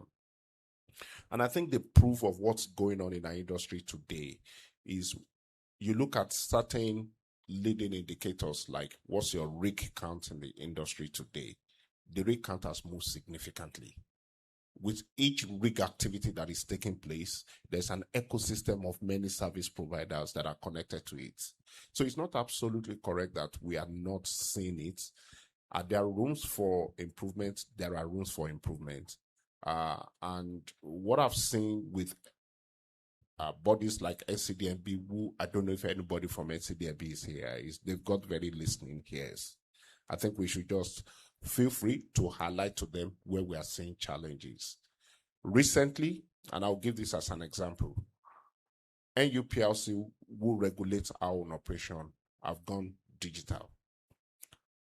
I had a situation at hand in my operation where we needed to badge using trucks. We went through the what you call the bureaucratic process of getting the approval. By the time we got to the end of it, we discovered that the regional director just retired. And there was nobody defined with the capacity to make that approval. I just sent a text message, a chat message in the night to my regulator. Before 10 a.m. the next morning, I had the approval. And I'm saying this, that these regulators also have the capacity to take our feedback. Some of those delays may be more imagined than real. And I think it's in testing it, it's in pushing it, it's in speaking to the right people that we may be able to overcome some of the frustrations we're seeing today. We're on the right track. Let's not make a mistake about it. But please let me also say this, because I'm an operator. Today, I also count significant losses coming from our operation because I have indigenous service providers who have operated with a sense of entitlement, that there is a logical that imposes we are the one that must do the work, and I've also not invested in capacity to do quality work for me. So I'm spending more than I should spend. So the mirror looks both ways. Can we also ask that those who are in the service sector, let's not sit and just say there is a government policy that guarantees all work must come to us. We must also develop capacity, quality capacity. I know that a lot of people in our service sector have lost some of their engineers. They have migrated, but we need to continue to refill the funnel so that the system can work for us. If there is any regulator that is in the room, please, I've just spoken on your behalf. Let's help the situation. I don't know if Madam Messe wants to say anything further to this. Thank you.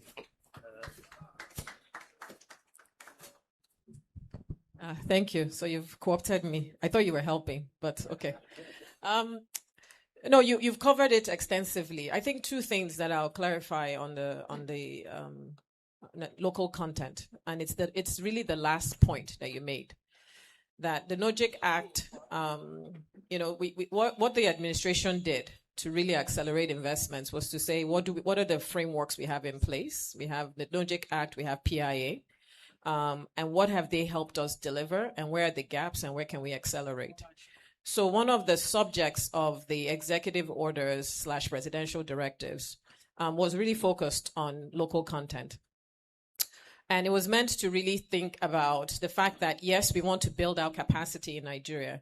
We want to make sure that there are certain aspects of our delivery mechanism of projects that are domesticated, because it's one of the ways to really industrialize. It's how you actually build your industrial base. Yeah, if you think about the types of services that some of these companies build, they would help us beyond just the oil and gas sector.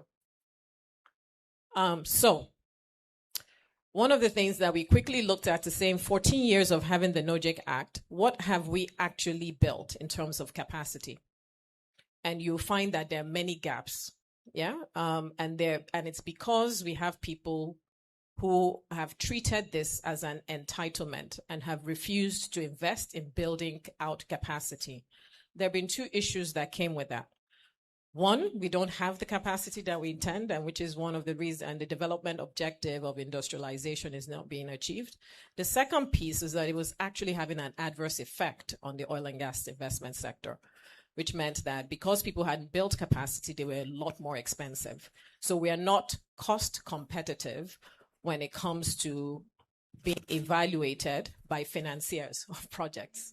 Yeah. So the executive order doesn't eliminate the intent of NOJIC Act. It actually tries to emphasize it. It insists now that if you are participating, you must demonstrate capacity. You must show that you're investing so that you can be cost competitive with all the other service providers. You're making active moves to ensure that technology transfers, and you're helping us meet our development objective, and you're also helping us be cost competitive so we can actually attract investments. Because if there's no investment and there's a lot of local content, it's just local content on paper. There's no project. There are no projects for you to participate in. And so that's the thing that the government has done a lot to create that enabling environment and to ensure that Nigerians participate and benefit. But the Nigerian businessmen who are in this sector must also do their part. And so I really encourage everyone to familiarize themselves with those executive orders and the policy frameworks and the laws that are in place, but also engage their regulators, as Aradel has mentioned, in a way that they're very responsive, but show up productive as well on your own end. On the LPG piece, it's something that we spent a lot of time on. I can give you a little bit of a preview. That was just a bit of a challenge in the market that has already been resolved because it's on a supply side issue. Let's put it that way. There was some domestic production that was expected to come into the supply picture that did not. And so as a result of that, import licenses have been granted, so there's more imports coming into the market, so you should start to see that pricing ease on the LPG side. Fantastic. Thank you very much, Ese. And for members of the chamber who are here, if they have specific problem, please reach out to the Energy Group. Thank you. Fantastic. Thank you very much. So what a panel it has been. so far. Thank you very much, SA Energy, for providing additional light to those questions. So you see, this panel really fits in with the NBCC's agenda of providing a platform for dialogue and for resolving challenges within the system. So thank you very much to the panelists for your contributions. Thank you very much for those who asked questions. I believe the participants will be around, so please. I'm sorry for that. We're at time, and I was just about to say the stakeholders will still be around, and you'll have an opportunity to ask questions directly to them. So thank you very much for listening, and please help me thank my panelists. Thank you very much.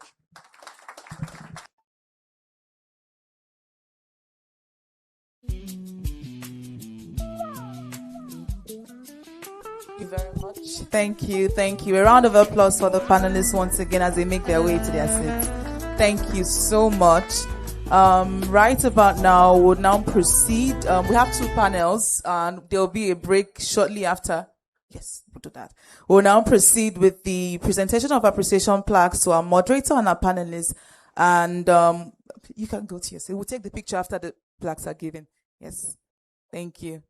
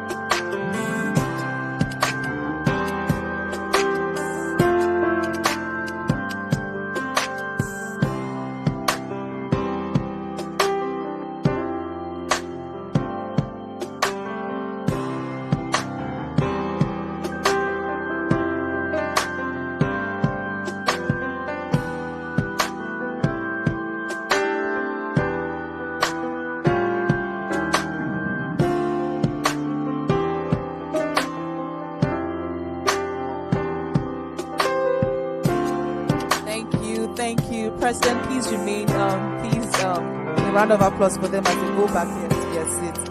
Thank you. Now we'll just give the plaque presentation to this panel, and afterwards we'll take a short break.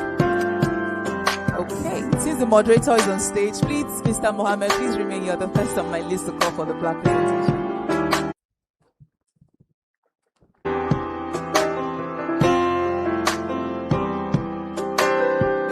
Very much. A round of applause for him. I'm sure he did a great job to that panel. All right, next up, please let's have the plaque for Mr. Adebite Falade. Thank you.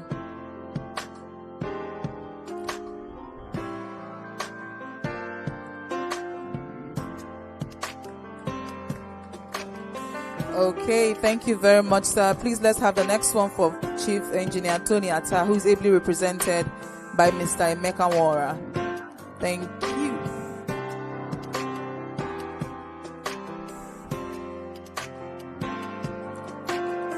Thank you very much.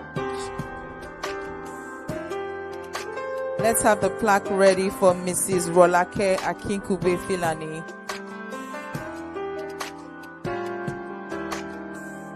Thank you very much, sir.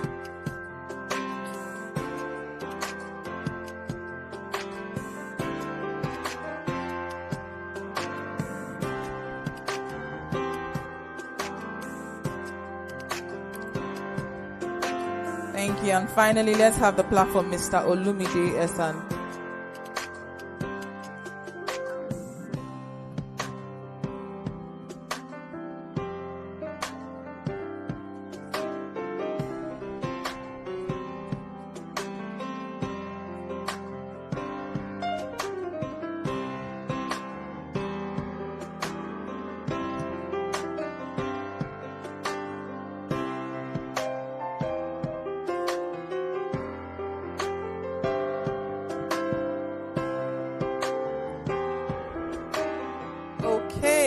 been a very interesting morning and also a long one.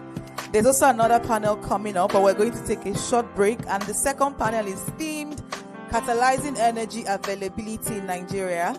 But we're going to be taking a quick break just for 10 minutes. And after the break, we'll come back and we'll take some goodwill messages and continue for the second panel. It's an energy event, and I know we'll plan to spend a bit of a time here today. So feel free to network. For everyone on the table, you don't need to take a queue, get on the queue to step outside to pick up coffee or a sandwich, or they will bring it to you. But if you're not on the table, please feel free to go outside and they'll attend to you outside.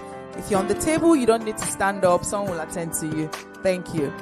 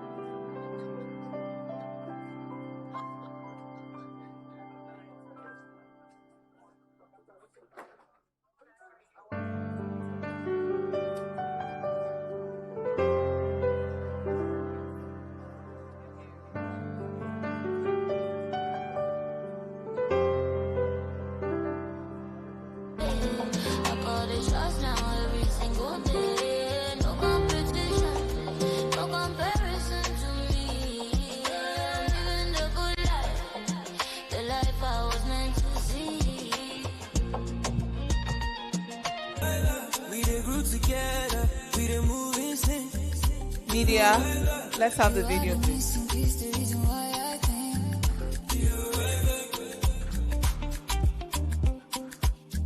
Okay.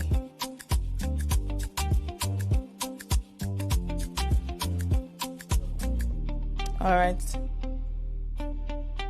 Believe the video doesn't have an audio. Okay, coming up next, we are going to be taking a goodwill message from one of our partners and our sponsor.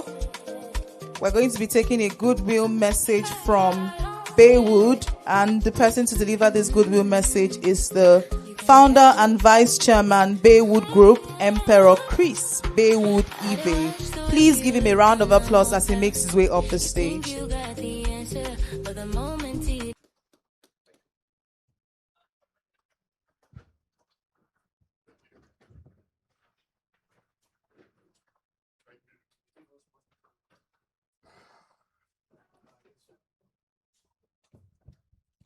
Good afternoon.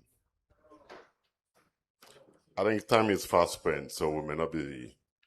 My goodwill message will be very, very short, but long enough to cover the subject matter. So my name is Chris Baywood. I run the organization called Baywood Group, and one of it is this CBI Digital Media that you saw on the screen. Thank you very much for giving me the opportunity to give this goodwill message, but permit me to just make one comment. I listened to all the speakers. I listened to all the presenters and the panelists. Madam Advisor, thank you very much. But let me make bold to say here that one of the challenges we have in Nigeria is the fact that we are not telling ourselves the truth. And until we begin to tell ourselves the truth, things will not change. That's one comment I'd like to make here. I've been in the oil and gas industry for 35 years, doing business within all the sectors, midstream, upstream. And because of the challenge we have in Nigeria, today we have moved to Tanzania, trying to develop a mini LNG, because we couldn't get it here done, due to obvious reasons, frustrations and bureaucracy. Thank you very much. It is an honor to be invited to this 2026 NBC Energy Conference and to give a goodwill message. as we reflect on the theme that is both timely and informative, embracing the Nigerian energy opportunity and catalyzing energy availability in Nigeria. That's the theme. So, Nigeria's energy story is often told through the lens of challenges.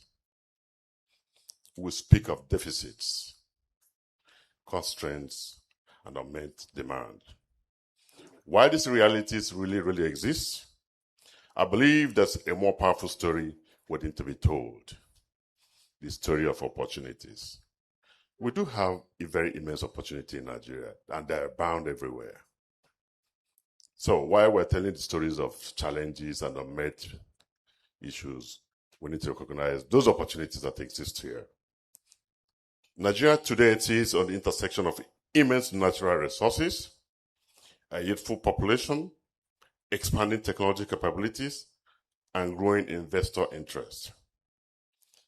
Few countries possess the combination of energy potentials and entrepreneurial talents that Nigeria does. We do have the talents. We do have the entrepreneurs. The question before us is not whether the opportunity exists here. The question is whether we are bold to seize it. Energy is more than electricity. It is the foundation of industrial growth, economic competitiveness, job creation, health care, education, and national prosperity. Every factory powered, every small business is connected, every community electrified creates multiplier effect that extends far beyond the energy sector. As business leaders, policymakers, and investors, we must move beyond seeing energy as a sector and begin to see it as an enabler of national transformation.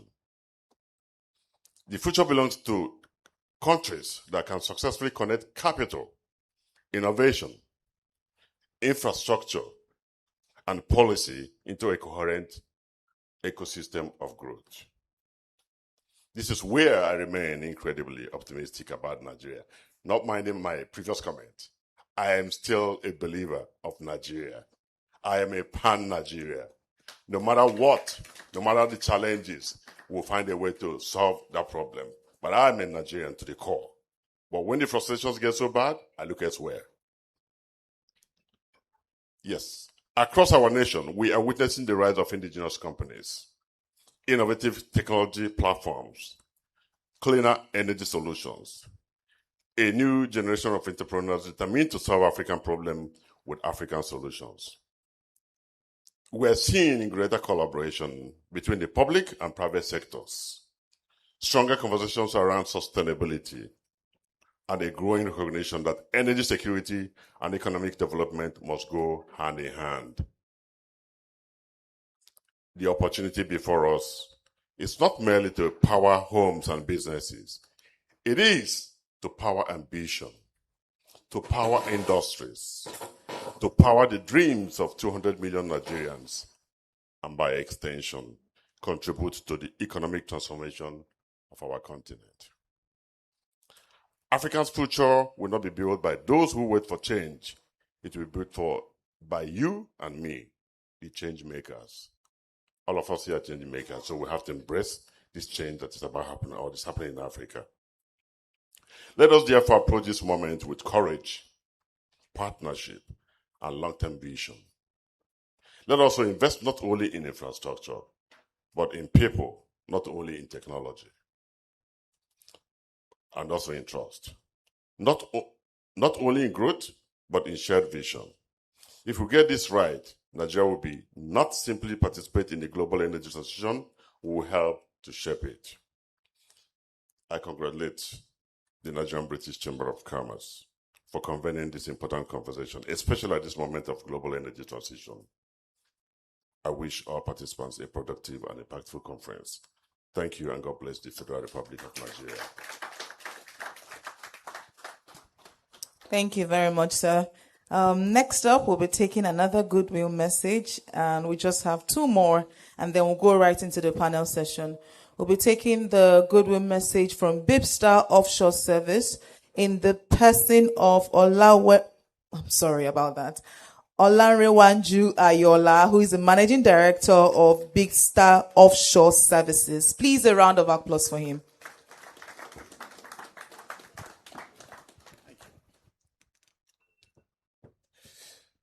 Good afternoon, ladies and gentlemen. And my name is Olanrewanju Ayola, Managing Director of Bibstar Offshore Services Limited.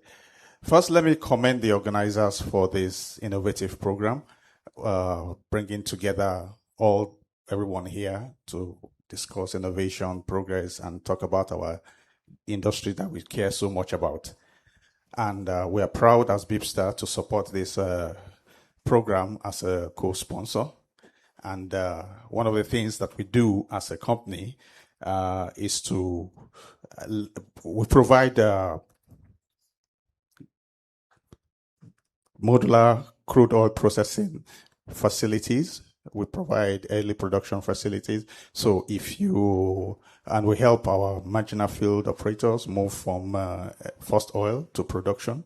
And one of the things we put together in our place, we bring together the innovative engineering, the production facilities, and everything you need to do to move from your development stage to your first oil.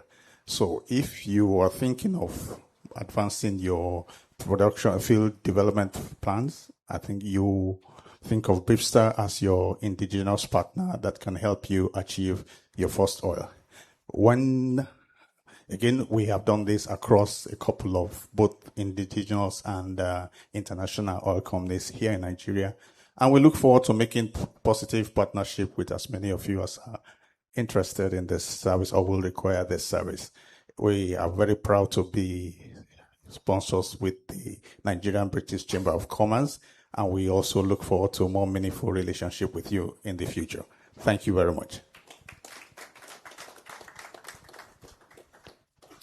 Thank you very much, sir. And for our final goodwill message today, please let's also welcome Mr. Abba Aliyu, who is the Managing Director and Chief Executive Officer for Rural Electrification Agency Nigeria, for his goodwill message. A round of applause as he makes the stage, please.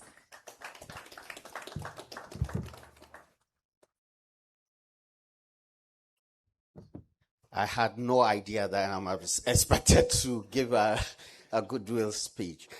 So from our perspective, the Rural Electrification Agency is a federal government of Nigerian agency with the mandate of addressing electricity access challenge in Nigeria. The electrification rate in Nigeria is about 61%, which is not bad.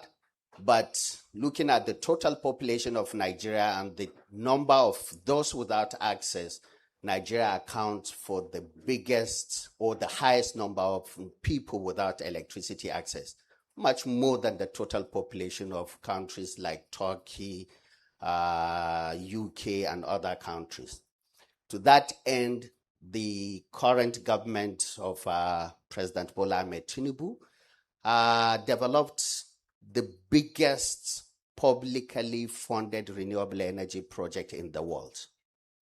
The biggest publicly funded renewable energy access project in the world.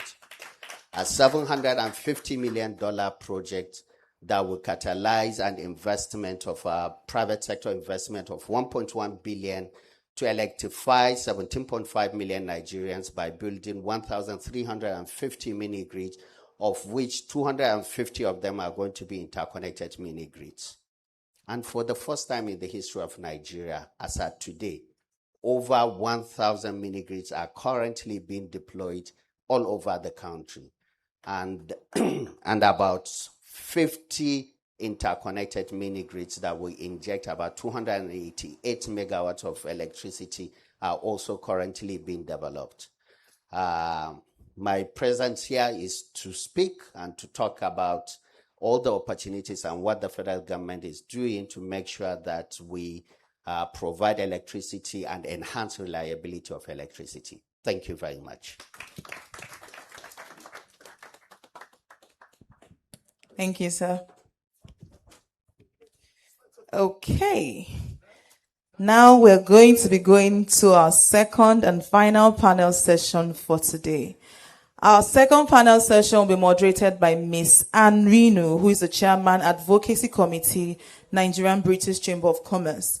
Before she comes up, I'll just do an abbreviated version of her profile. She's a seasoned chartered surveyor, banker, and business leader with over 38 years of experience in corporate real estate, financial services, and strategic leadership across Africa, the UK, and the Caribbean.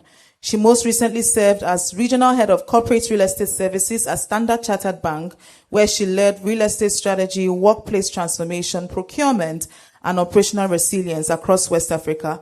Her career includes senior roles at Stanbic IBTC, Lambert Smith Hampton UK, the Commonwealth Secretariat, and UK public sector institutions, where she delivered major projects and landmark transactions. She is the chairman of the Advocacy Committee at the Nigerian-British Chamber of Commerce, with additional board and advisory roles in professional and community organization, and is highly regarded for her expertise in corporate real estate strategy, governance, risk management, sustainability, and leadership, with a strong commitment to mentorship and value creation. Please join me in a round of applause for Ms. Anne Rinu as she makes her way up on the stage.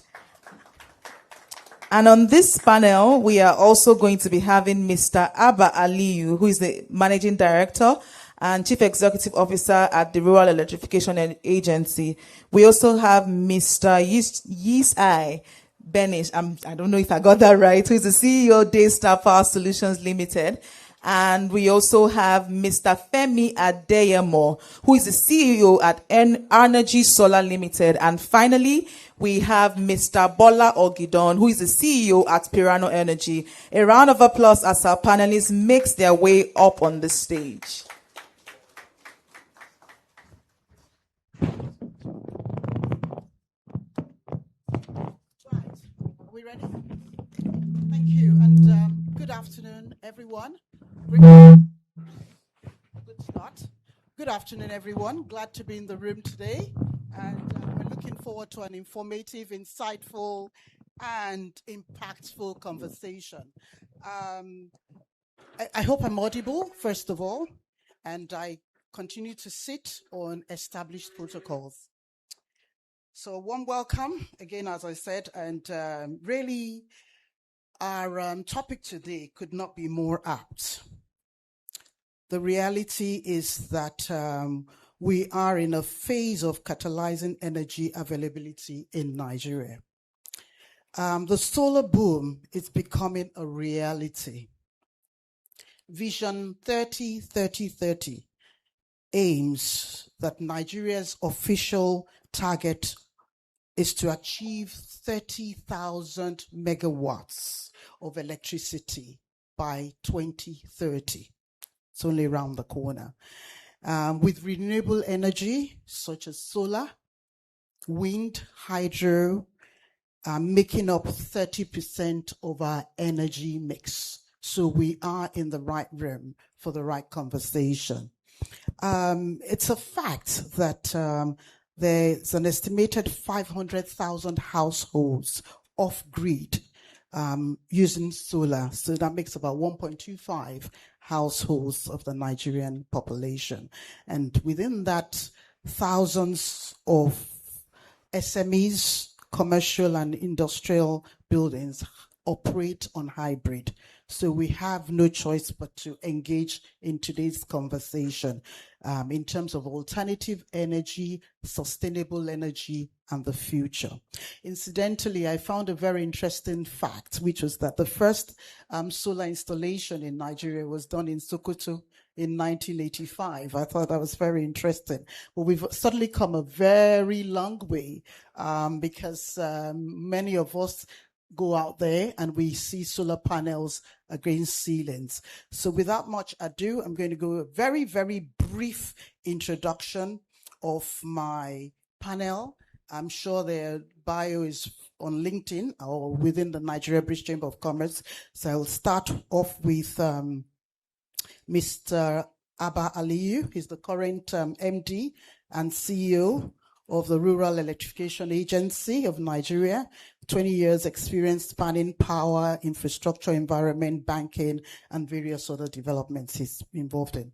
Mr. Yishai, Chief Executive of Daystar Power, part of Shell, and where he leads strategic expansion operations across West Africa. He's been involved in innovative financing structures, so we would hear a bit more about that.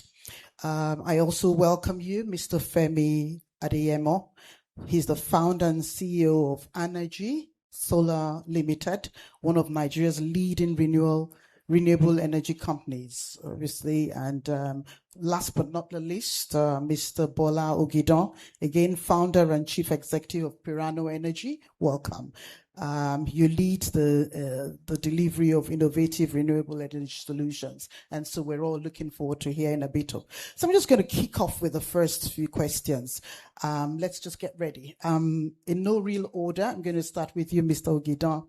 Nigeria has abundant energy resources. We've had that conversation today. This is the second half of that. Yet millions of homes and businesses will still struggle with reliable electricity access. In your view, what is the single biggest constraint preventing Nigeria from achieving reliable and scalable energy availability? Over to you. Afternoon, everybody. Thank you for starting with me. Thank you for that. What is the biggest challenge to us achieving electricity access universally? For me, I think it's capital. We have constantly been looking at external sources of capital outside of Nigeria to build our country. And we have abundant capital here to do what we need to do. And part of the reason that we aren't able to get the capital into the right places is perception. The perception of the capital is that renewable gas, whatever it is not bankable in a sustainable and safe way. The reality is we need to make sure that the projects that are brought towards our capital providers are structured in a way that helps them understand that it is structured in a way that is bankable, that they can invest in it and they can utilize their capital to build this nation. So a lot of time is spent about talking about policy and lack of the will of the government to solve the problem. I don't think that's really the issue. We want to solve the problem. We need to reframe our minds and reframe the conversation around how we structure things for our financiers to ensure that they can invest in the great companies like the guys on our panel here in developing our energy industry. Thank you very much. Over to you, Mr. Femi Adeyemo. Same question.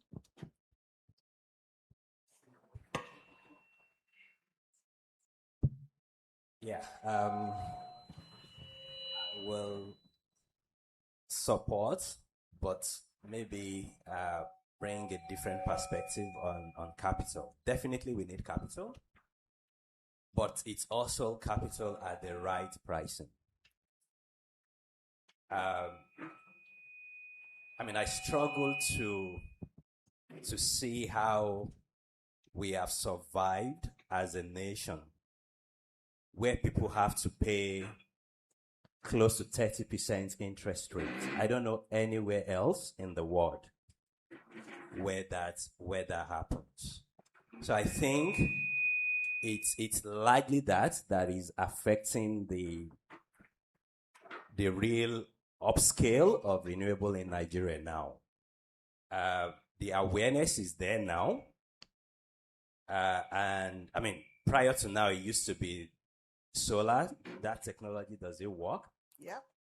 But thankfully, I think the right policies has meant that Nigerians now know that solar works.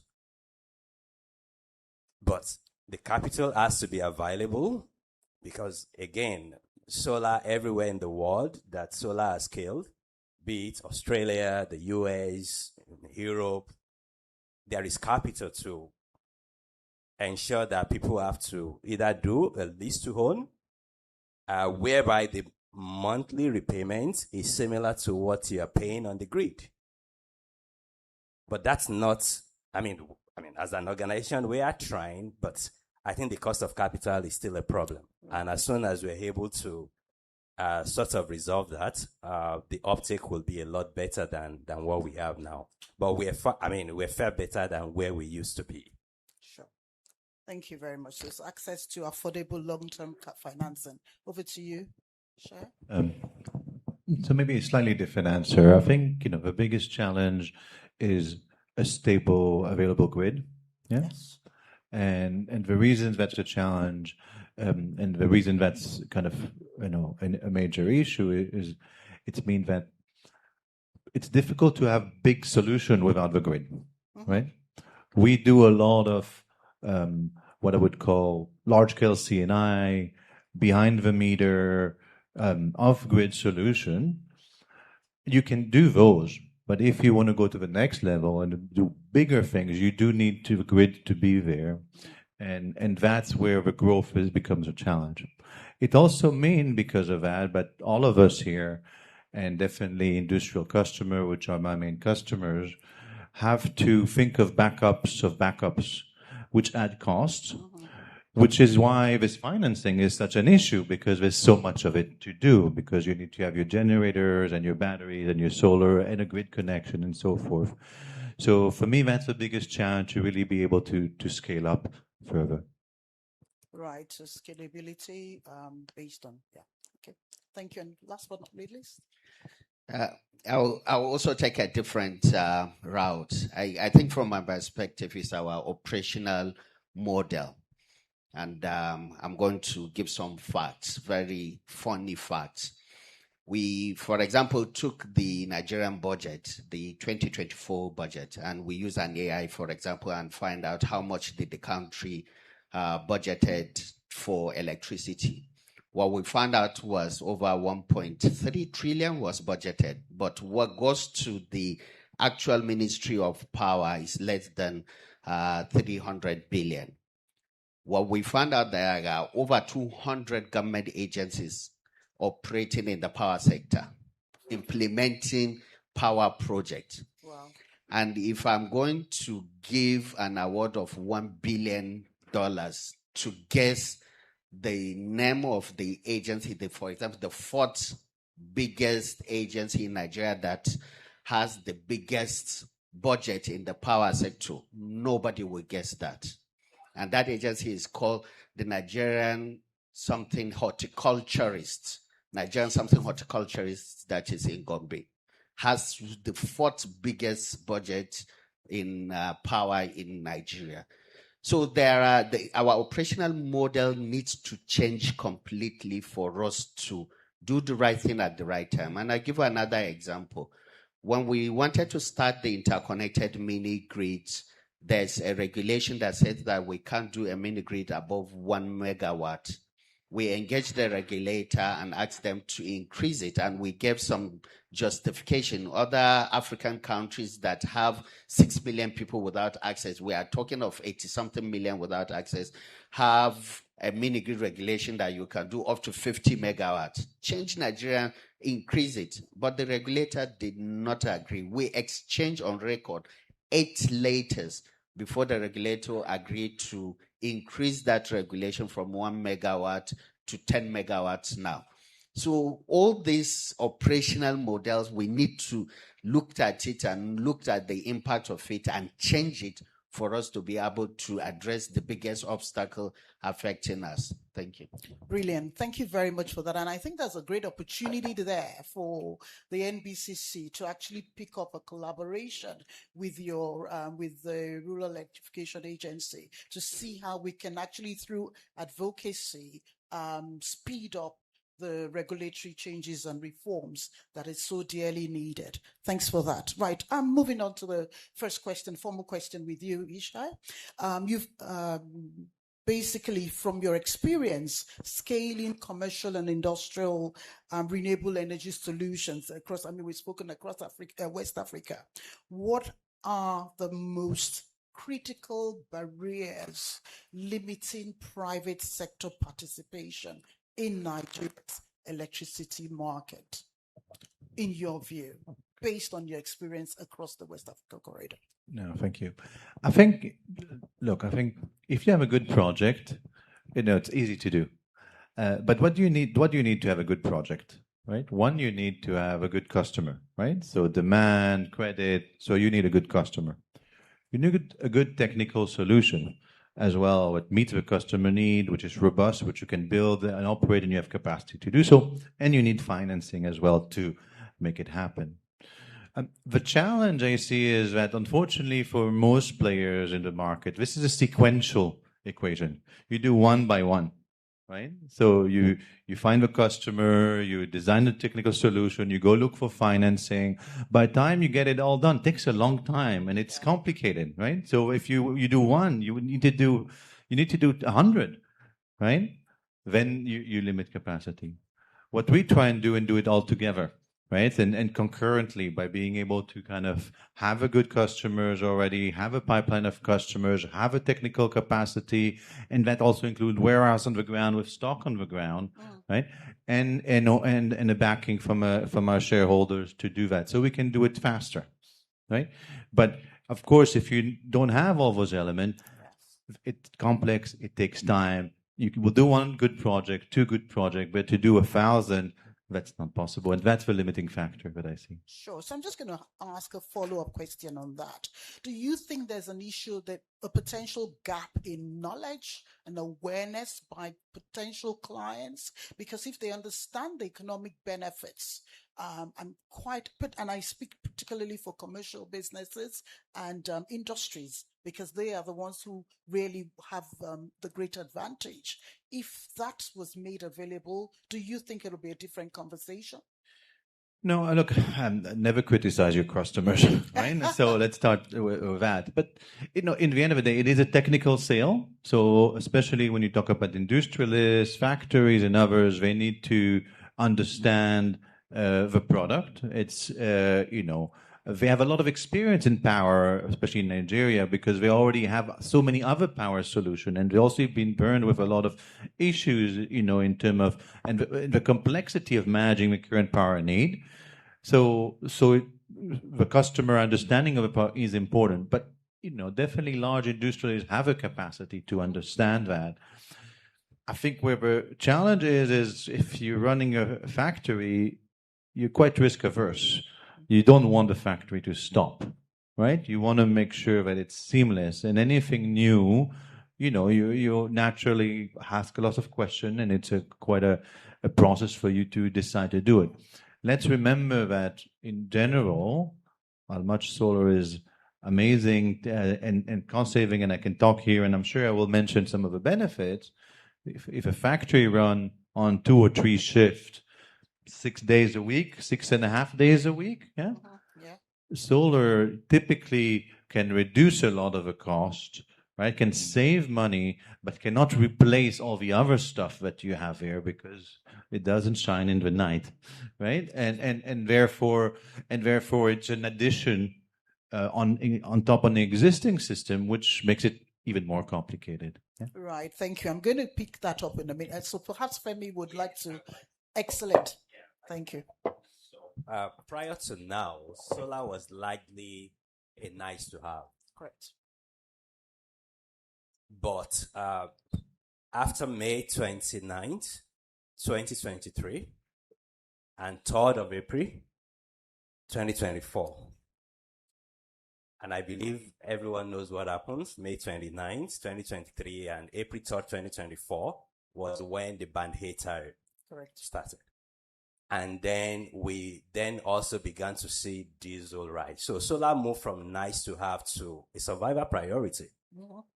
Really, in the last 1 month, we've seen, there is an hospital chain that spent 850 million naira on diesel last year. Yeah.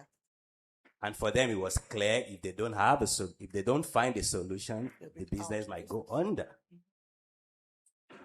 Another chain, a supermarket chain in Lagos, they were spending 7 million naira every day. Yes. Until 3 weeks ago when they said no more.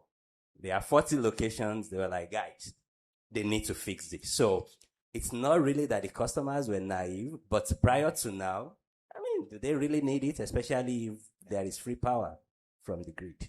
And you're absolutely right. I mean, I think the reality beyond the commercial businesses, even the households are all pretty much on board in terms of the alternative energy that solar provides. Just on the same point, I mean, it's interesting that you responded in that way. And so you founded Energy in 2013, and you've used dates when it was still quite new and it was not an essential requirement in Nigeria. So what gave you that confidence that distributed renewable energy will become a major part of Nigeria's energy future? In hindsight, I don't know if I would say it is confidence. I think as an entrepreneur, looking back now with all of the experience that I have, I think it was naivety. I think we were too early to the market. There were other businesses that came after that had gone under. Because, and I know that they are entrepreneurs. Some have approached me to say, oh, I was an inspiration. They started theirs because they saw. So I think that if there are anyone in the room, timing is also very important. Sure. Because it is not smart to be 10 years early to an industry. I mean, recent time people had said, yeah, maybe you had a crystal ball, but yeah. What did I see then? My background prior to starting Energy in 2013 was telecoms. And building telecom towers, moving across Nigeria. I think I visited about 30 out of 36 states. And I saw how there were 2 generators per site.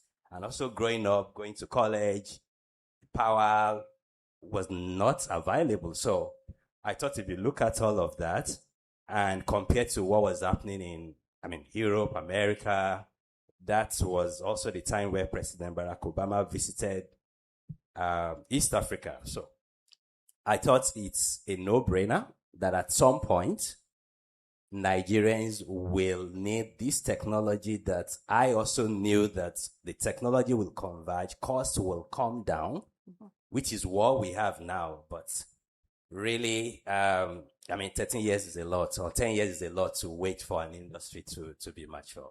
Yeah, thank you very much. But I mean, it's a good thing to have drawn a parallel with the telecoms industry because it didn't wait. We didn't wait for innovation. Nigeria dived into it and we've been successful for it.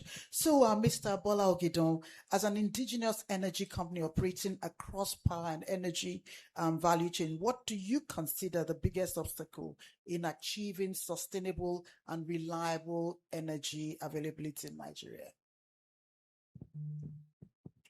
I think I answered it at the start.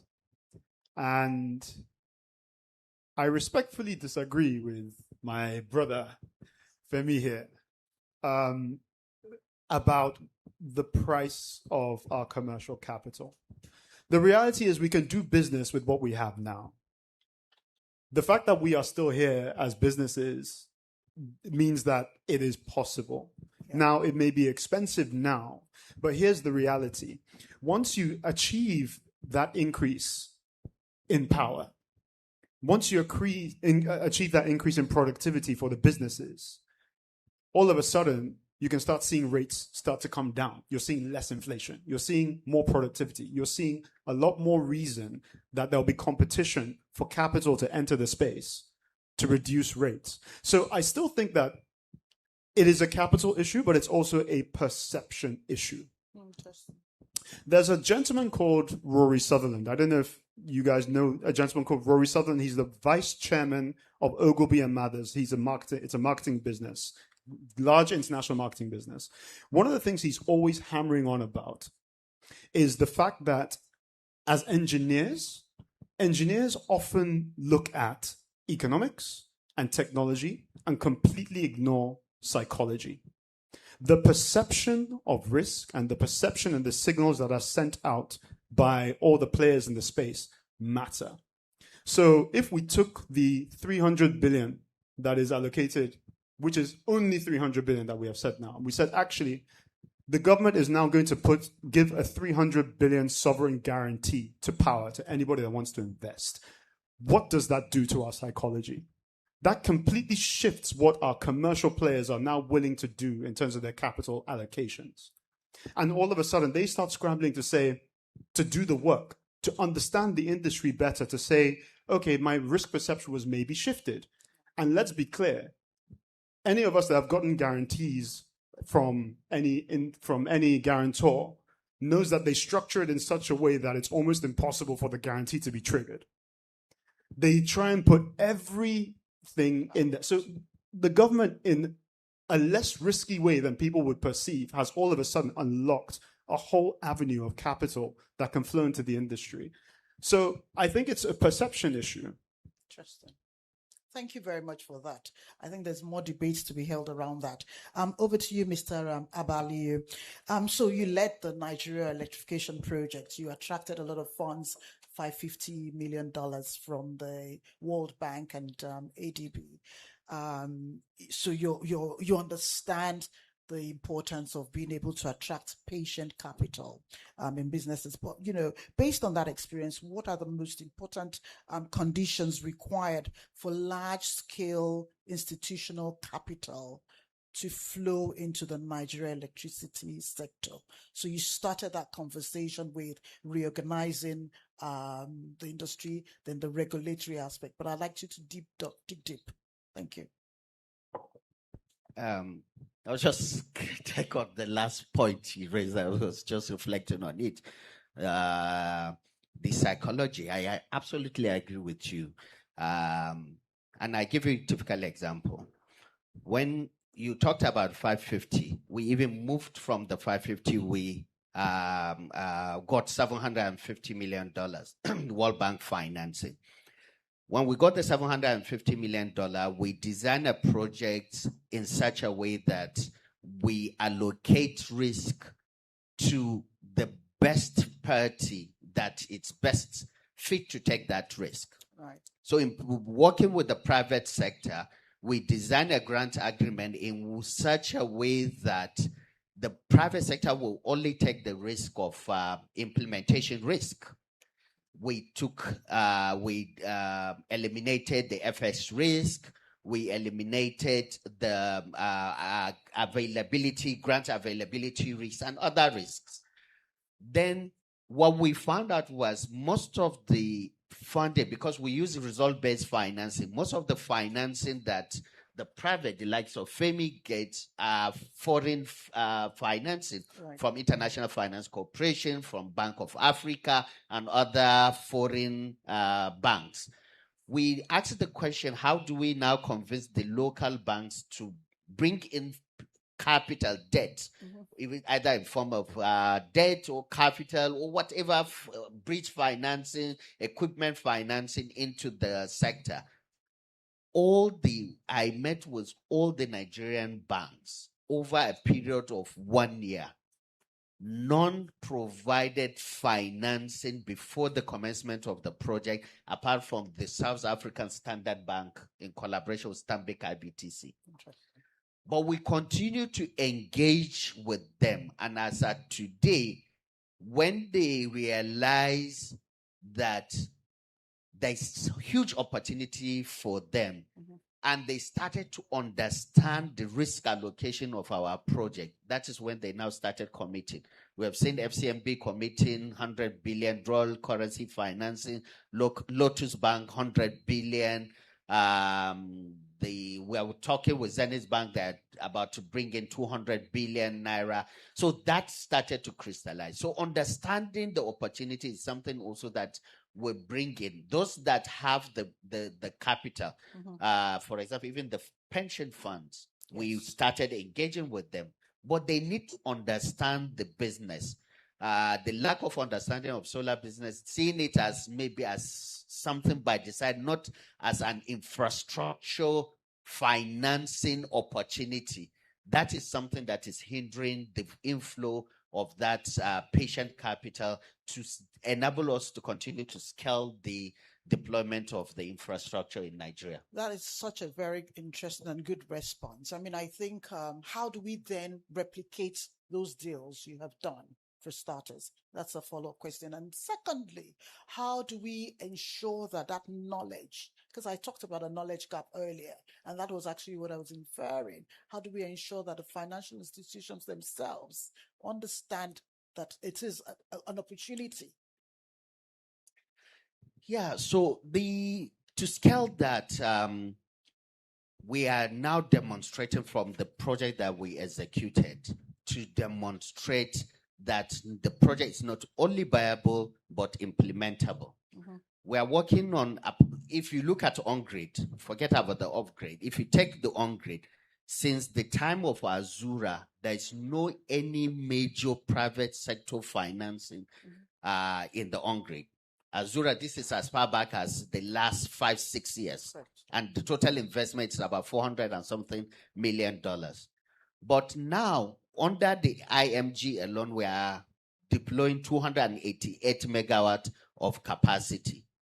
When we complete such projects, the financiers, the private sector, everybody would now see the viability of such project. Now we are deploying. If you go to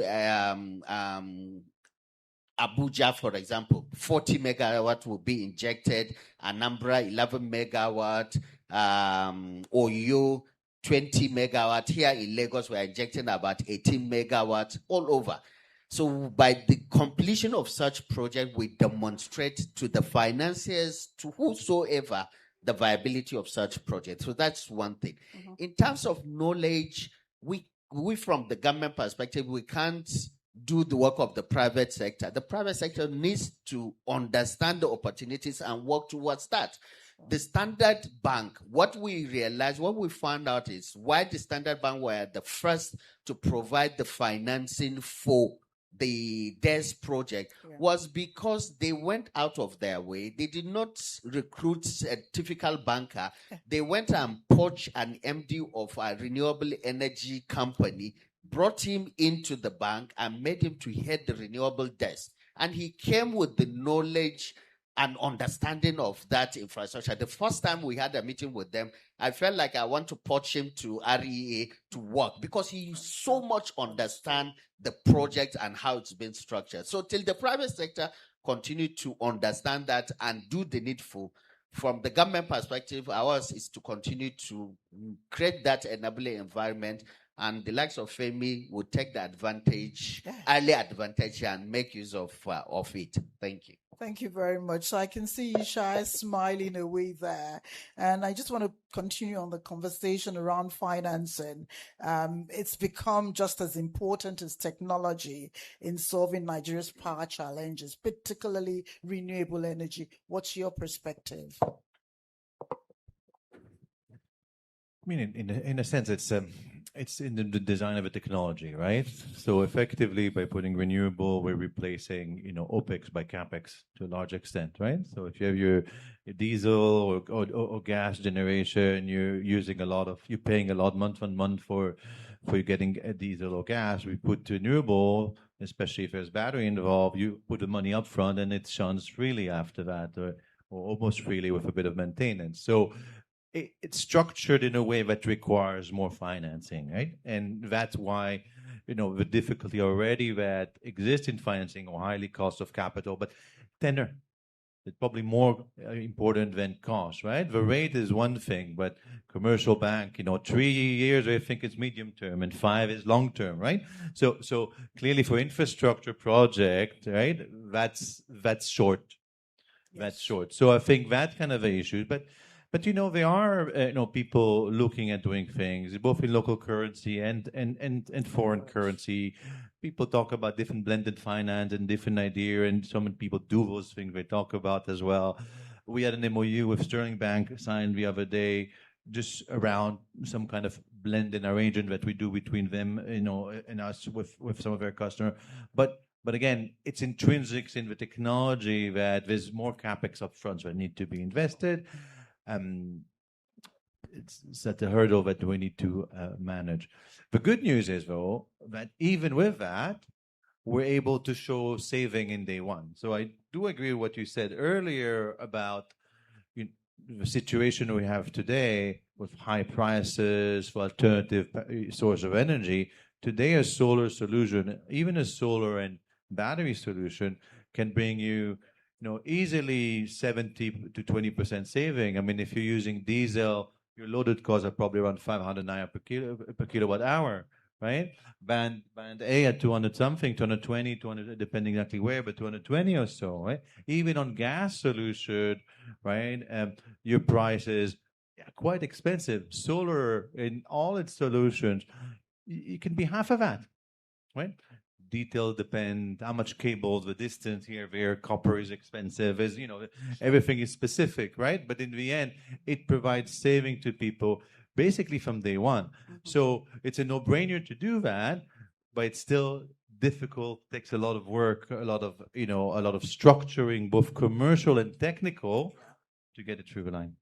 Thank you. So I'm just going to ask Femi to pick up from that.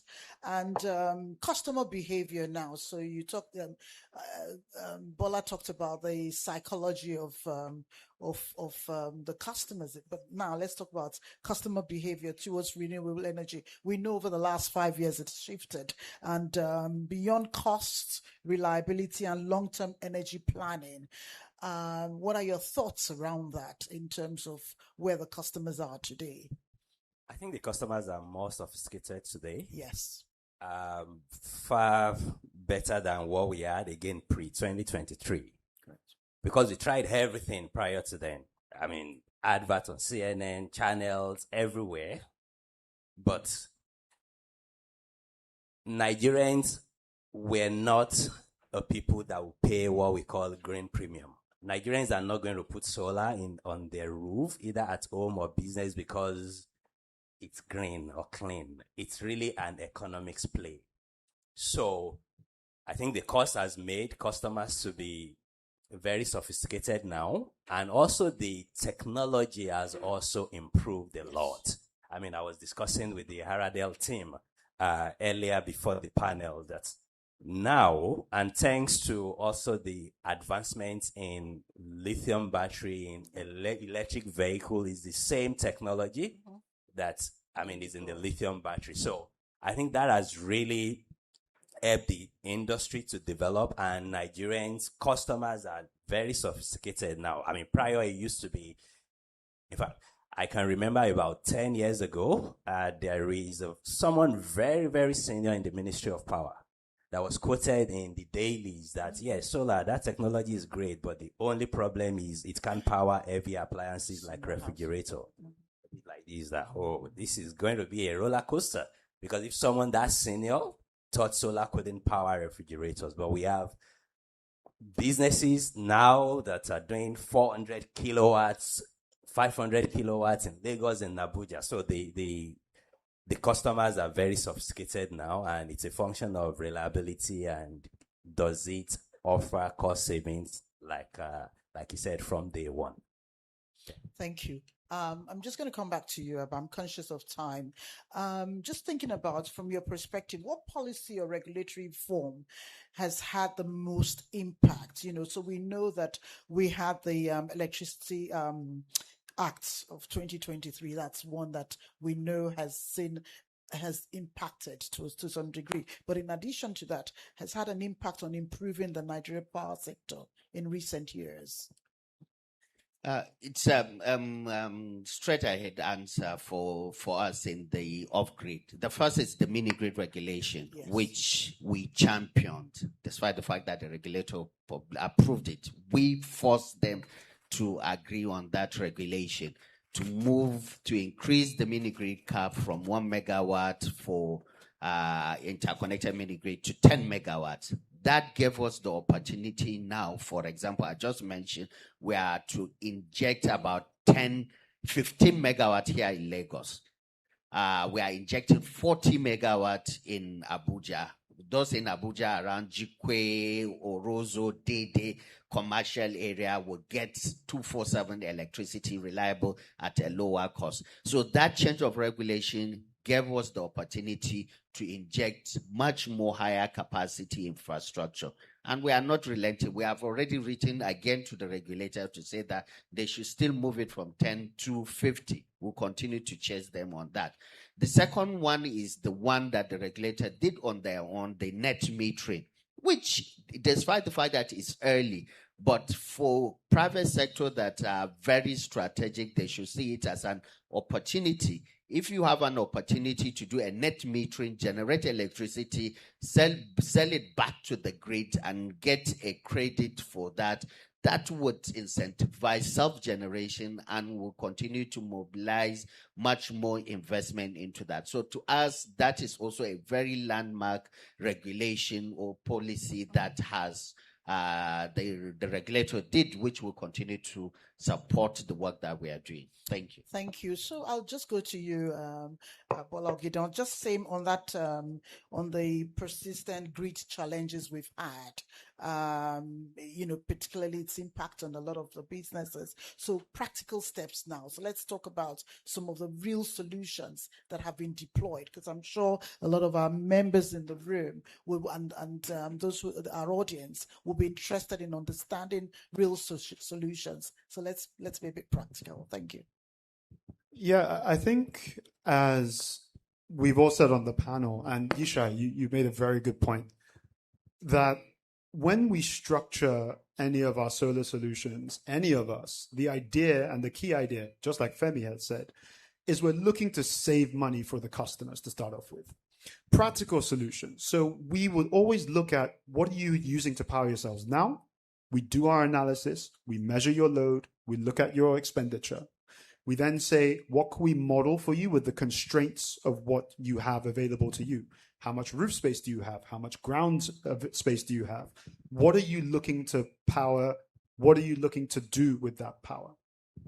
We then model that, create our solutions, and then look at how much it costs. The way we provide it for people is on a long-term monthly recurring payment contract, everywhere between 6 and 10 years. So we try and make it affordable from your operating cash flow rather than you having to deploy capital expenditure so I'll say that again. We make it affordable from your operating expenditure rather than you having to deploy capital expenditure for your power. We're not looking for you to buy your power system. We're looking for you to pay for power so that you can focus your capital expenditure on the expansion of your business. That is exactly what we are trying to do in terms of providing a practical solution for the businesses out there. It's the same thing for homes. We're trying to provide you with a solution so that you can spend your money on food, on everything else, and your power solution will be such that you have the comfort and understanding that you have something whereby when you get home, you're able to cook, you're able to do your work, you're able to do whatever you need to do, and you're able to sleep comfortably at night. So all of us on the panel, we have the same goal. We're solutions providers. So if you have a business, if you have a home where you're looking at a solution, you ask any of the power providers that are here, ask us, what can we do for you? And we'll come up with a solution. Brilliant. Thank you very much. Very, very good answer there. Yishai, perhaps you want to add anything to that, but also based on your experience. And I mean, I've experienced days, certainly in my role at Standard Chartered Bank. I know that you provided solutions where we didn't even have a capital investment. You took us through the requirements, the payback period, the long leaseholds. So I'd like us to be a bit practical about how we can make this happen in large buildings in particular. I mean, I think a lot of people would like to hear that. Thank you. Sure. I mean, look, in the Nigerian context, right, the best option is PPA, so power purchase agreement, right? So you don't really need a lease structure because we're allowed in Nigeria by the Nigerian regulation to sell electricity, right? We do need a permit for above a megawatt, and we get those permits, and we move on with it. Which means as a company, I can build the solar panels, I can put them on your roof, I can put it on the ground next to your office, I can connect it to your system, and then you can pay me as you consume electricity. Like any contract, it needs to be bankable, so we need to have a good contract and trust each other, otherwise it's difficult to do, right? In other markets where we're not allowed to do PPA, for example, like in Ghana, you can have lease to own type of structure and other structure. Of course, you can also sell system to people because some people really want to own the kit on their roof, right? And if they have the money, that's great. But when we focus on the first example I just gave, with the PPA model in Nigeria, the power purchase agreement, really that's a great opportunity for people. But again, it comes back to what I said before. You need good project, and good project need good customer, good good technology and financing. And so you need those three elements to come together to really make this investable, right?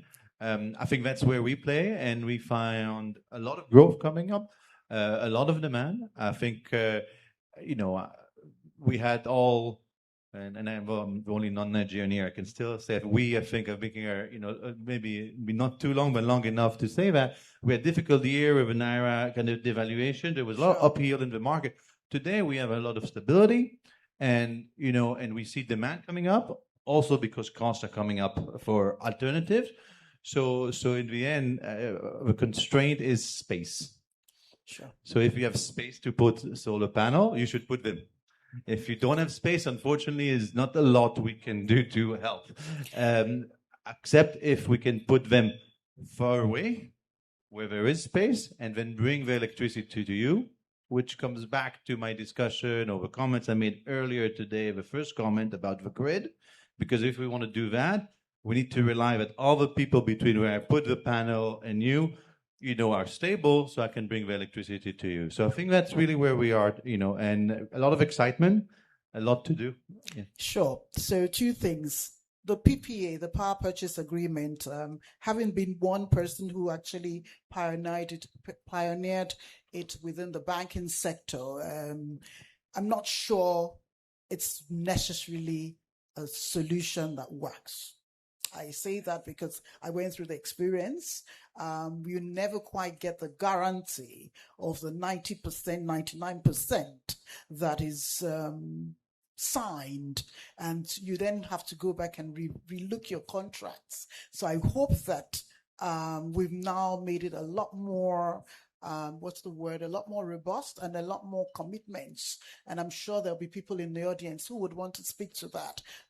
Perhaps even Femi may want to chime in on that. But I'm nervous that the PPA was sold as that. And when you find that you're not quite able to deliver that level of power, yes, you have caveats in the agreements that enable you to sort of get a compensation or get a claim, but it's not quite where it is. So I think that's an area that there's room for improvement, and we need to work on to get it right. So I'm just looking at Femi. Perhaps he's going to just one comment, because before I'll I put you on the stand, but on the spot. But I think it's important. In the end of the day, I can't speak to your experience regarding PPAs. Yes. But of course, like any long-term complicated, we can say complicated commercial contract, it needs to be done with care, right? For both parties to be happy in all scenarios, right? That's I'm not disputing that, but what I can tell you is that we can do that, right? So we can do that with good customers. Yes. Again, you need good customers because it takes two people to do that. Sure. If you have a good customer, we can do it with you. Brilliant. Thank you. Fabi? PPA is definitely an option, but I did mention, so PPA are very sophisticated contract, and it's not for every organization. And Bola did mention leasing.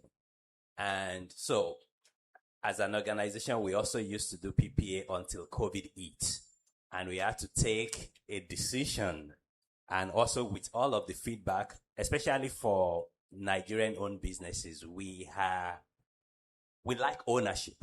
That's one of the things that we realize. In fact, there is, a very big Nigerian company that we had a PPA agreement, and about 5 years later, this was a 10-year renewable contract, and about 5 years later, we got a mail from them that they should have finished paying. We're like, you signed a PPA, that means we own the assets, you're meant to just pay for power. We went back and forth, and you know what? They were like, okay, what is the outstanding principal? They would like to buy it. So again, all of the models, either it is PPA or for people that have the cash, we sell outrightly.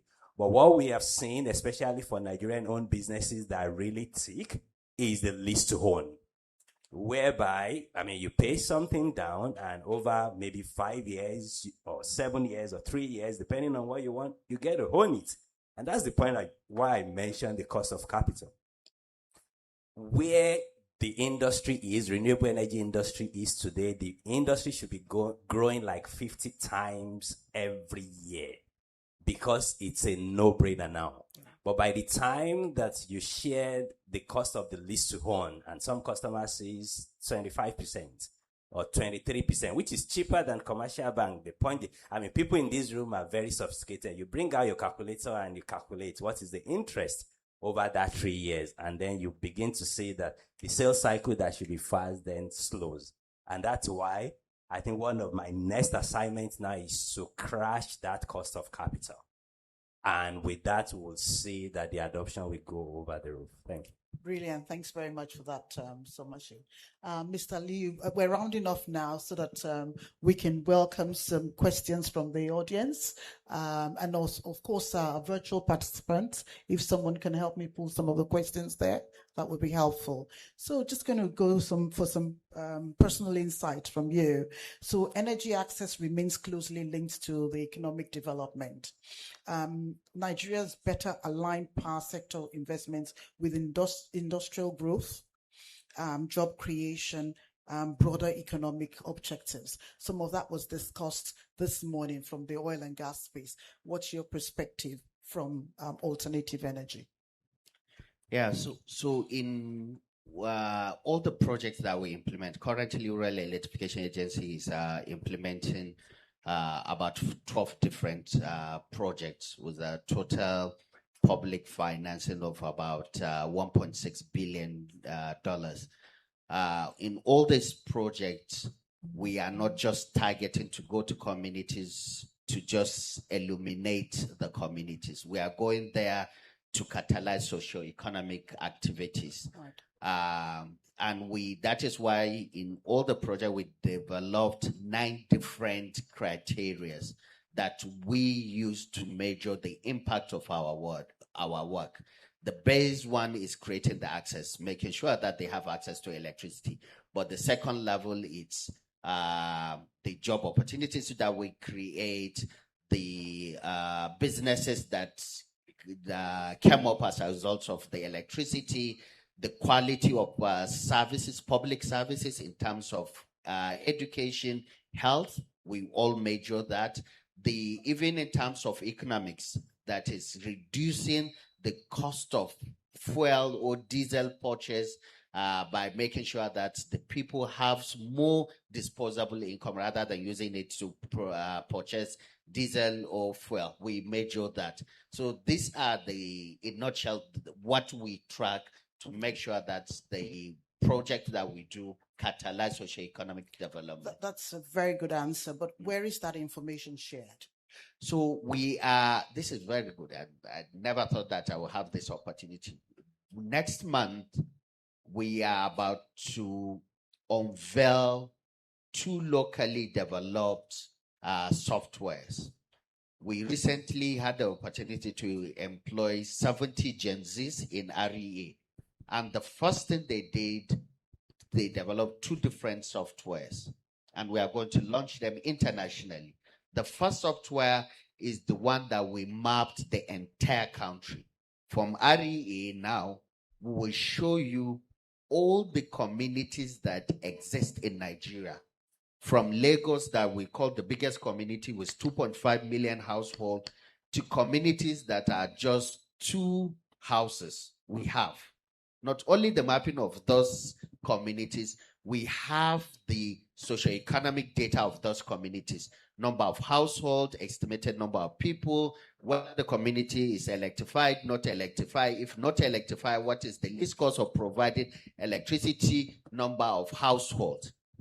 In REA now, we map the entire schools that exist in Nigeria, from nursery, secondary, primary, tertiary, whatever. We have that data. In REA, we map the entire health institutions, public primary health centers, secondary and tertiary health institutions. We map the entire factories, including supermarkets. So we have that data, and we're about to launch it. The second data is the one that track all the mini grids that we deployed. Currently, we have about 470 mini grids. So the data on daily basis can tell you each mini grid. The mini grid in Peti, in Kwali local government, I can tell you using my phone the electrons that has been generated in that by that mini grid, and the number of health institution or education institution or businesses that is powering. Sure. We are about to launch that, and this is an informal invite. Please, when you see that, we are inviting you. The Honorable Minister of Power will launch that, and the good part of it was developed by Nigerian Gen Z. Two of them, just 21 years old. They are the drivers of that. Please encourage us when we invite to come and participate and give them a round. Excellent. I'm sure NBCC will be part of that participation. I'm looking to you, Mr. Bola Ogidon, as we round off. So you relocated from the UK to Nigeria. You built and you've led businesses within the Nigerian energy sector. And of course, I'm sure you've gone through quite a number of challenges. How have you navigated the uncertainties? How have you driven innovation? And how have you sort of using the knowledge you had from the UK to influence the change here? Thank you. Yeah, I think, and this is a great opportunity to commend the Nigerian-British Chamber of Commerce for bringing together so many people of Nigerian and British heritage, Nigerian and British connections together to try and solve problems. I started my career in the UK. I graduated from Oxford. I'm an engineer by degree and passion. I studied finance and worked in finance for the better part of 10 years before moving back to Nigeria across Accenture, Credit Suisse, and Blackstone. Solar and energy as a whole is the perfect blend between engineering and finance. So that was very helpful for me because I was able to translate engineering concepts into financial realities. I was able to speak both languages. And the great thing is, a lot of people think finance is complex. Finance is a language. Finance is understanding how they think and speaking the same language as them. So if you're able to talk about your project in a way that your financier understands, it's much easier for you to get that project done. So one of the things that I first learned was to be able to ensure that I change how I speak about a project depending on who I'm speaking to. If I'm speaking to an engineer, I talk in engineering terms. When I'm speaking to a financier, I'm talking in financing terms. Having that dual skill, I guess, was very helpful. But in terms of navigating challenges, is grace of God. Yeah. Things will hit you left, right, and center as an entrepreneur. I'm sure so many people here, captains of industry, titans of industry, have come across some problems. It's what you said. Hello? Yeah, oh yeah, they're off the mic. They have come across problems, I'm sure, that they would never have expected. And the key thing is to think like an engineer in those types of situations. You take a complex problem and you start trying to break it down into simple solutions to say, what can I do? So us entrepreneurs and people in the industry, a lot of us, especially if you're in this room, you're an optimist. You're not here because you think there aren't solutions to certain problems. We're here to try and find those solutions and implement them. And so I congratulate NBCC again for convening all of us together in this room. As Ms. Verheyen said, we're here to take promise to performance. So we actually aren't just speaking grammar here. We're trying to look for actual solutions to the problems that we have identified. So brilliant. Thank you very much for that. So my last closing question. So in one sentence, what is the most urgent action Nigeria must take within the next 24 months to significantly improve electricity availability for households and businesses? Mr. Liu, first. One sentence. It's very difficult. Continue to give attention to the off-grid sector. Thank you. Isha? I think just keep implementing the policies that has already been announced, the net billing, for example, and so forth. Just keep the course, stay the course. Consistency. Adeyemo? Sub 15% interest rate in Naira. Thank you very much. Straight. Change the perception of risk for the financiers to an understanding of the real reality. Brilliant. Thank you very much. So over to the audience. Questions, please. Yes, I've seen, there are a few hands up. Have we got a roving mic? Okay. Should we perhaps take two from here and then two from there? Can I ask that you introduce yourself and be very concise with your questions so that we can get the right person to respond? Thank you. Okay, good afternoon, everyone. My name is Precious Omokwe. I'm a lawyer at DLHQ Partners. So my question is this. Do you think that the low rate of productive use of energy at the beginning point affected the body language of investors to release funds? And what is the agency doing to be able to scale productive use of energy, to be able to attract capital from private investors? So we'll take a couple of questions. Thanks. I presume that is addressed to Mr. Liu. Is it? Okay, thank you. A few. Can I ask Adelby, please, DG, any questions from the audience? Good afternoon, everyone. Virtual. My name is Praise Adeyonju. I'm from First Securities Broker. Just speaking to one of the challenges that we've been talking about as regards capital, that's funding.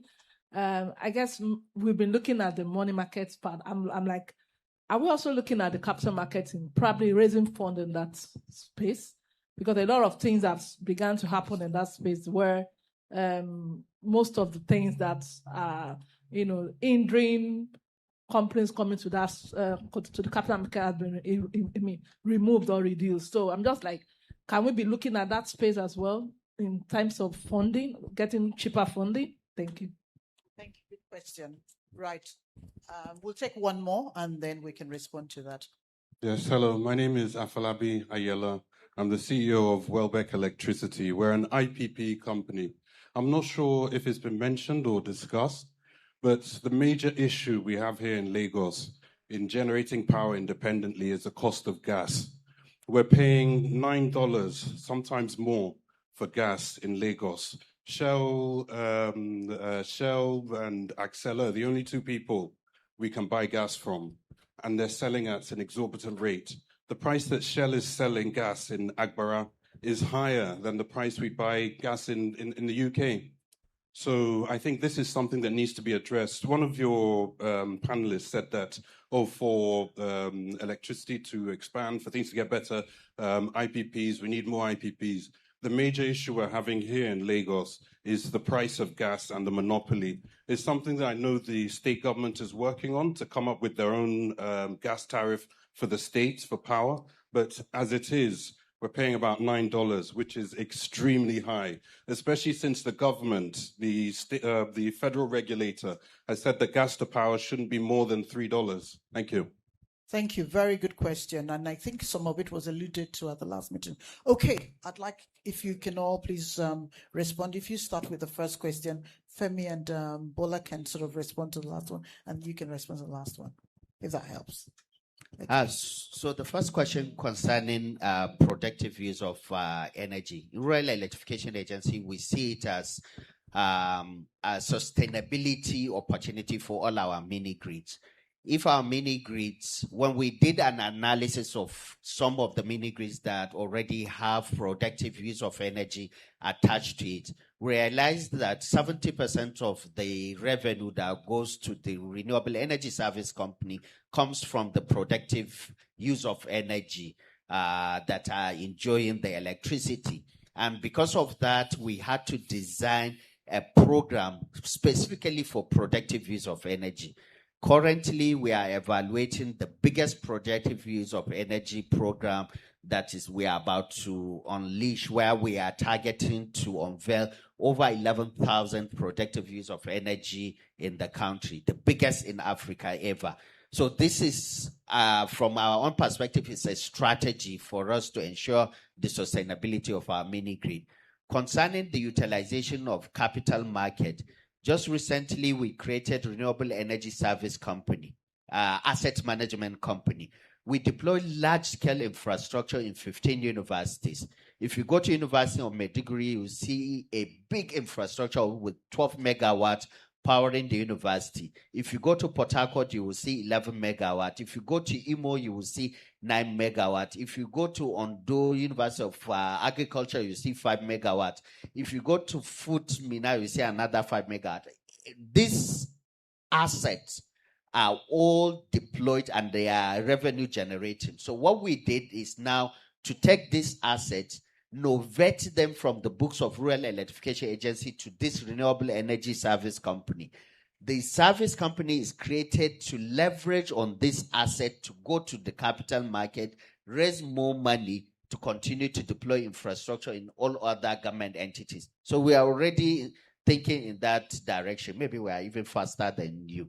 Thank you. Brilliant. Thank you very much. The response to the question on capital funding, perhaps you'd like to take that, Bola.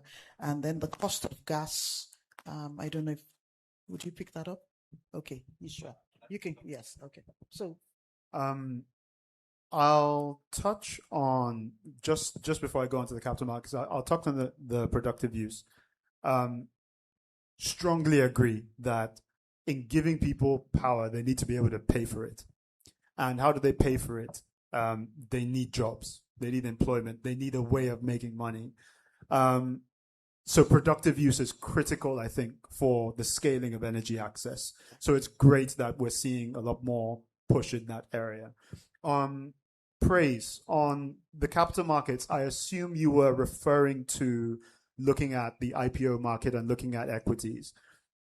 To be able to list on the Nigerian Stock Exchange or on any stock exchange, your business needs to be able to produce strong recurring cash flow consistently and has to meet certain regulatory targets. I know that a lot of the newer businesses or the older businesses can probably hit those targets if they needed to. But also you have to look at, well, what is it trying to achieve? So is IPOing really cheaper for a business than raising debt or raising debt from the pension funds? Like, what is the cost of equity? So if you're looking at an IPO, you have to think of the cost of equity, not just the fact that it's an IPO. It's not necessarily cheap capital. It is capital, right? So I think businesses are looking at it. There is definitely scope for people to explore listing and getting capital from that side. I still strongly believe that infrastructure needs a lot of debt. And I believe, so one of the things that we're doing is we're structuring ourselves such that we are aggregating both equity and private debt to scale diversified portfolios of assets that we can then refinance or issue bonds on, which will be invested in by the pension funds. So if we're looking at pension fund money from that side, from capital markets and bonds, that's where we're looking rather than the equity market right now. Right, brilliant. Thank you very much. So look, unfortunately, I can't comment on gas prices. I do solar, right? But what I can say is, why don't we put solar next to your plant? Yeah, in Agbara industrial area, I have put 14 megawatt of solar production in this year until this year at a number of customers. Right? We can add and lower the cost of electricity by adding solar. There is space there. We are aware of people that have land and space that can do that. So that's for me is the opportunity to lower that. Unfortunately, I'm not able to help with the gas prices. Yeah. Final from you? Yes. I mean, in addition to what Bola said, I believe beyond equities, I know that there are a few organizations that have raised capital through green bonds, and there can also be notes that can be done, and we've had some engagements. And I believe with where the industry is now, I will give it another 3-4 years, and then we'll be seeing a lot more in the capital markets from this industry. Right. I'm just going to bring this to a close, this session to a close. But before I do that, I asked, so now this is down to the human side of things. I asked the four gentlemen something personal about themselves separately, and all of them talked about energy-related sporting activities without realizing it. So Aliyu's just gotten into golfing. Ishai and his boys are vivid, passionate football fans, and I think the boys recently attended the World Cup match, the Ghana match they saw. Femi and his boys went all the way to the US. Well, the boys are in the US for a soccer game, and Bola did a recent spinning exercise. I began to wonder, is it because they live in the energy world? On that note, thank you very much to my esteemed panelists. I'm sure you're all going to be formally thanked by NBCC. Thank you for your insightful, practical solutions. I mean, this is the beginning of the dialogue. Some of the things we aim to achieve within NBCC today is, let's start that dialogue. There's a few points that came out of an advocacy conversation, which we will pick up in terms of how we can move the dial forward on that. On that note, thank you very much to all our audience, both virtual and physically present here. I hope you've enjoyed the day so far. Thank you.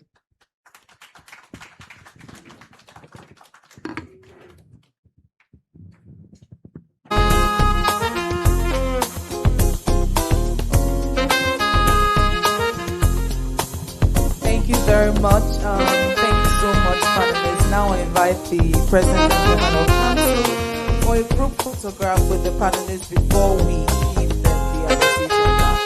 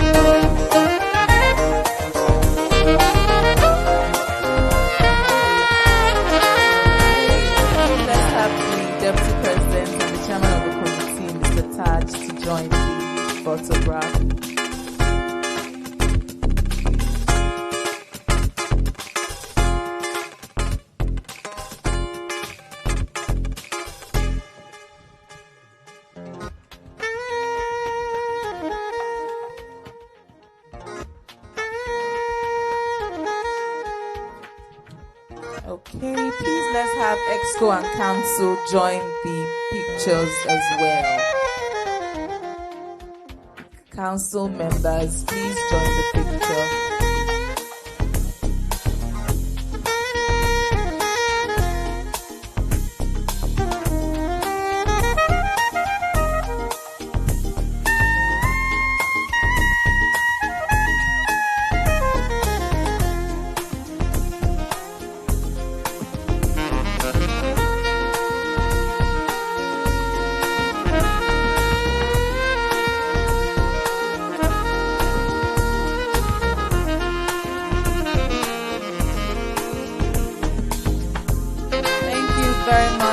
Applause as they go back. Please, President, remain on stage for the flags to the panelists. First up,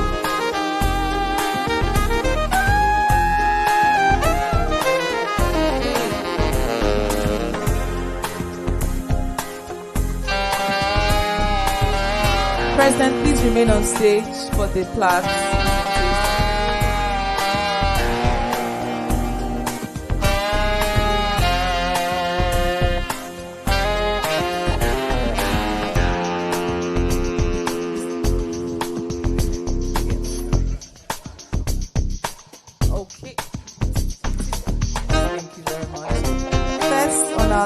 For plaques, we have Madam Renu, Miss Anne Renu, our able moderator, who has moderated a very highly engaging session. Thank you so much, Miss Renu.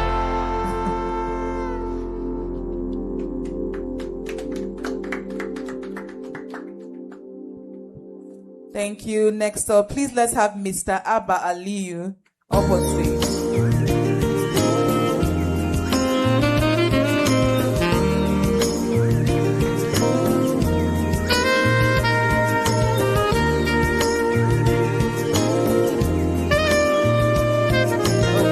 Next up, please let's have Mr. Benish up on stage as well on the plaque.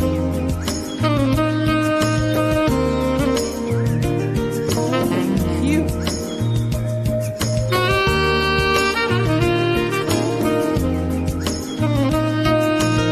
Alright, please let's have Mr. Femi Adeyomo up on stage as well.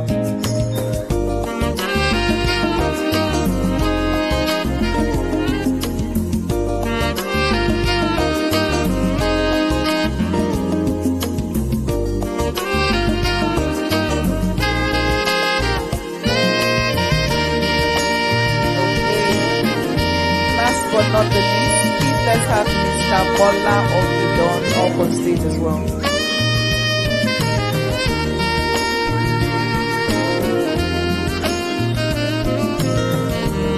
Please let's have the clap for Mr. Bola up.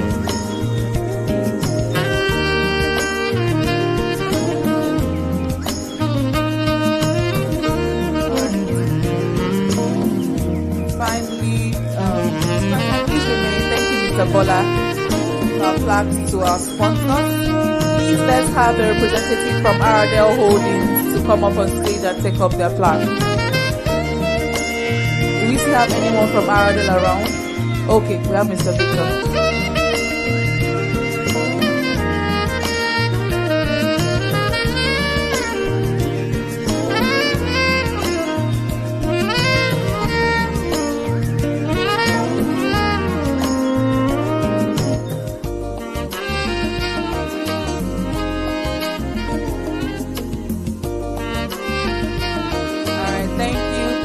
Have a representative of Renaissance Africa Energy Coffee Limited up on stage as well. Do we still have anyone from Renaissance in the room?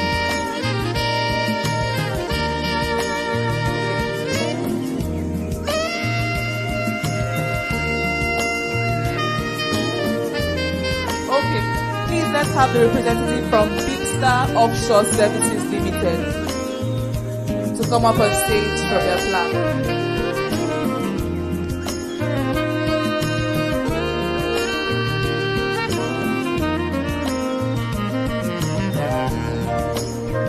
Thank you very much. Alright, next up, please let's have a representative from Ash Grove Group. Do we have anyone from Ash Grove around?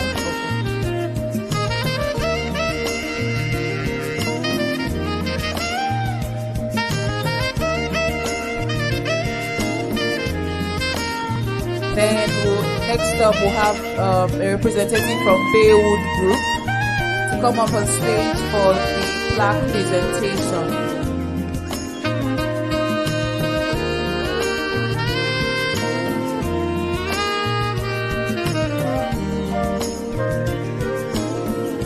Please let's have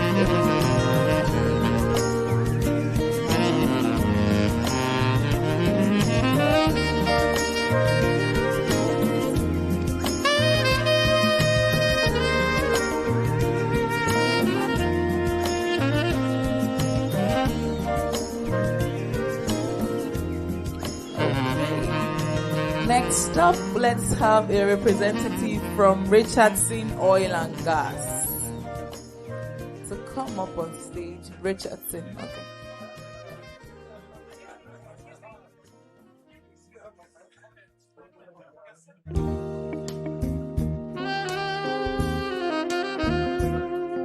Please, yeah, he's here.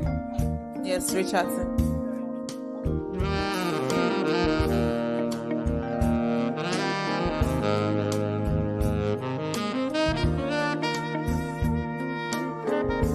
Okay, do we have someone from BTM Travel?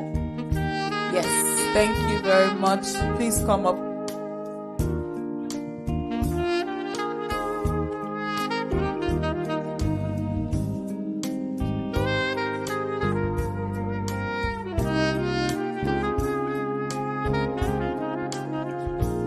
Okay. And finally, let's have the representative from Zilex Holdings come up on stage. Do we still have anyone in the room? Anyone from Zilex Holdings? Okay.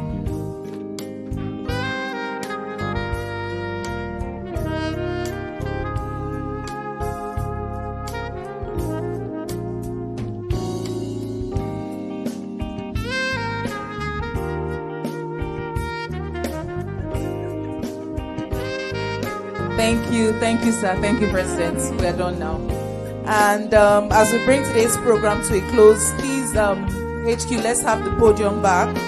May I invite the Deputy President of the Nigerian-British Chamber of Commerce, Mr. Akin Oshuntoki, to deliver the vote of thanks as we round up today's program. Thank you.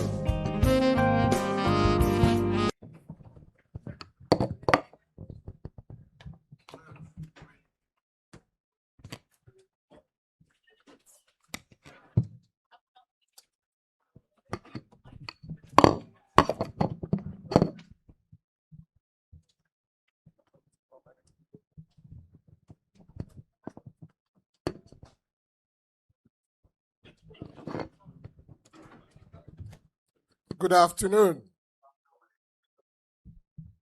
I must thank all of us for attending this event and staying till the very end.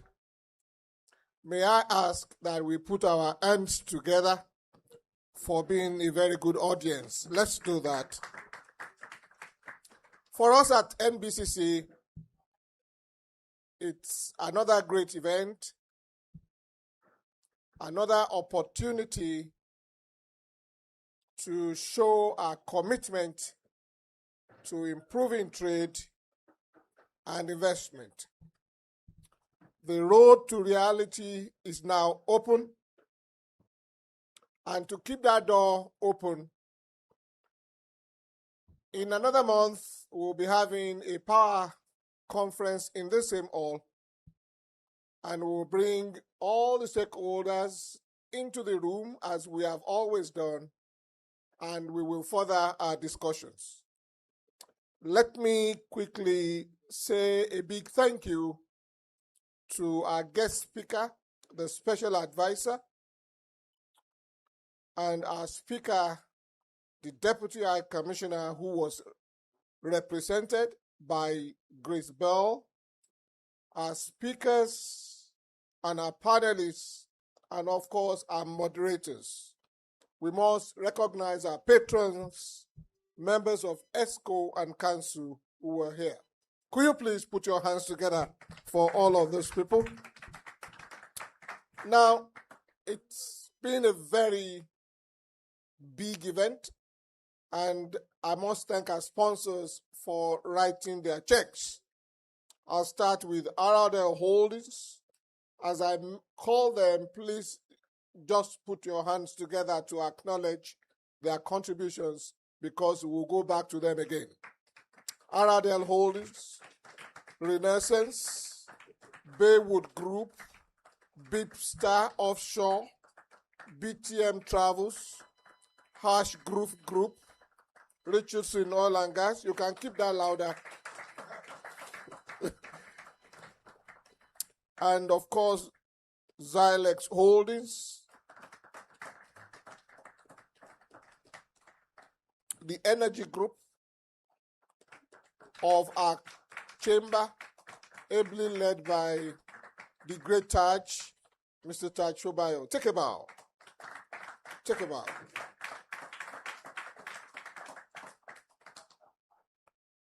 Of course, we must thank the HQ staff led by our able DG, Adaobi. Adaobi, take a bow. Let me quickly mention a few of the events that we have lined up. We have the members' evening. I can tell you that's going to be a great time. And it's coming up on the 9th of August.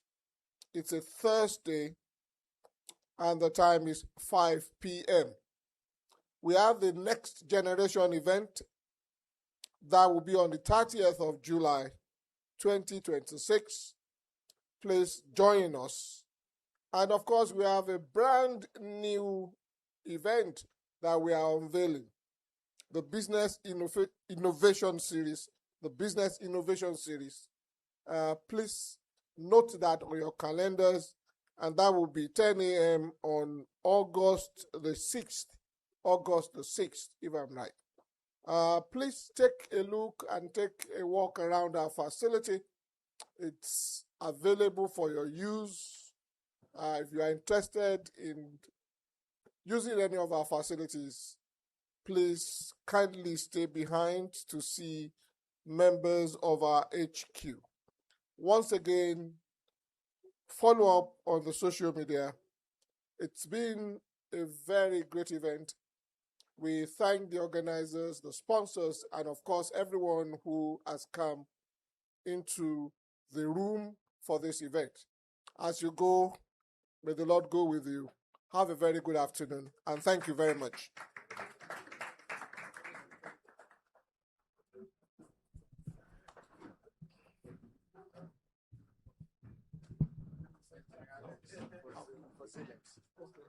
I was just going to take a picture. Didn't move fast.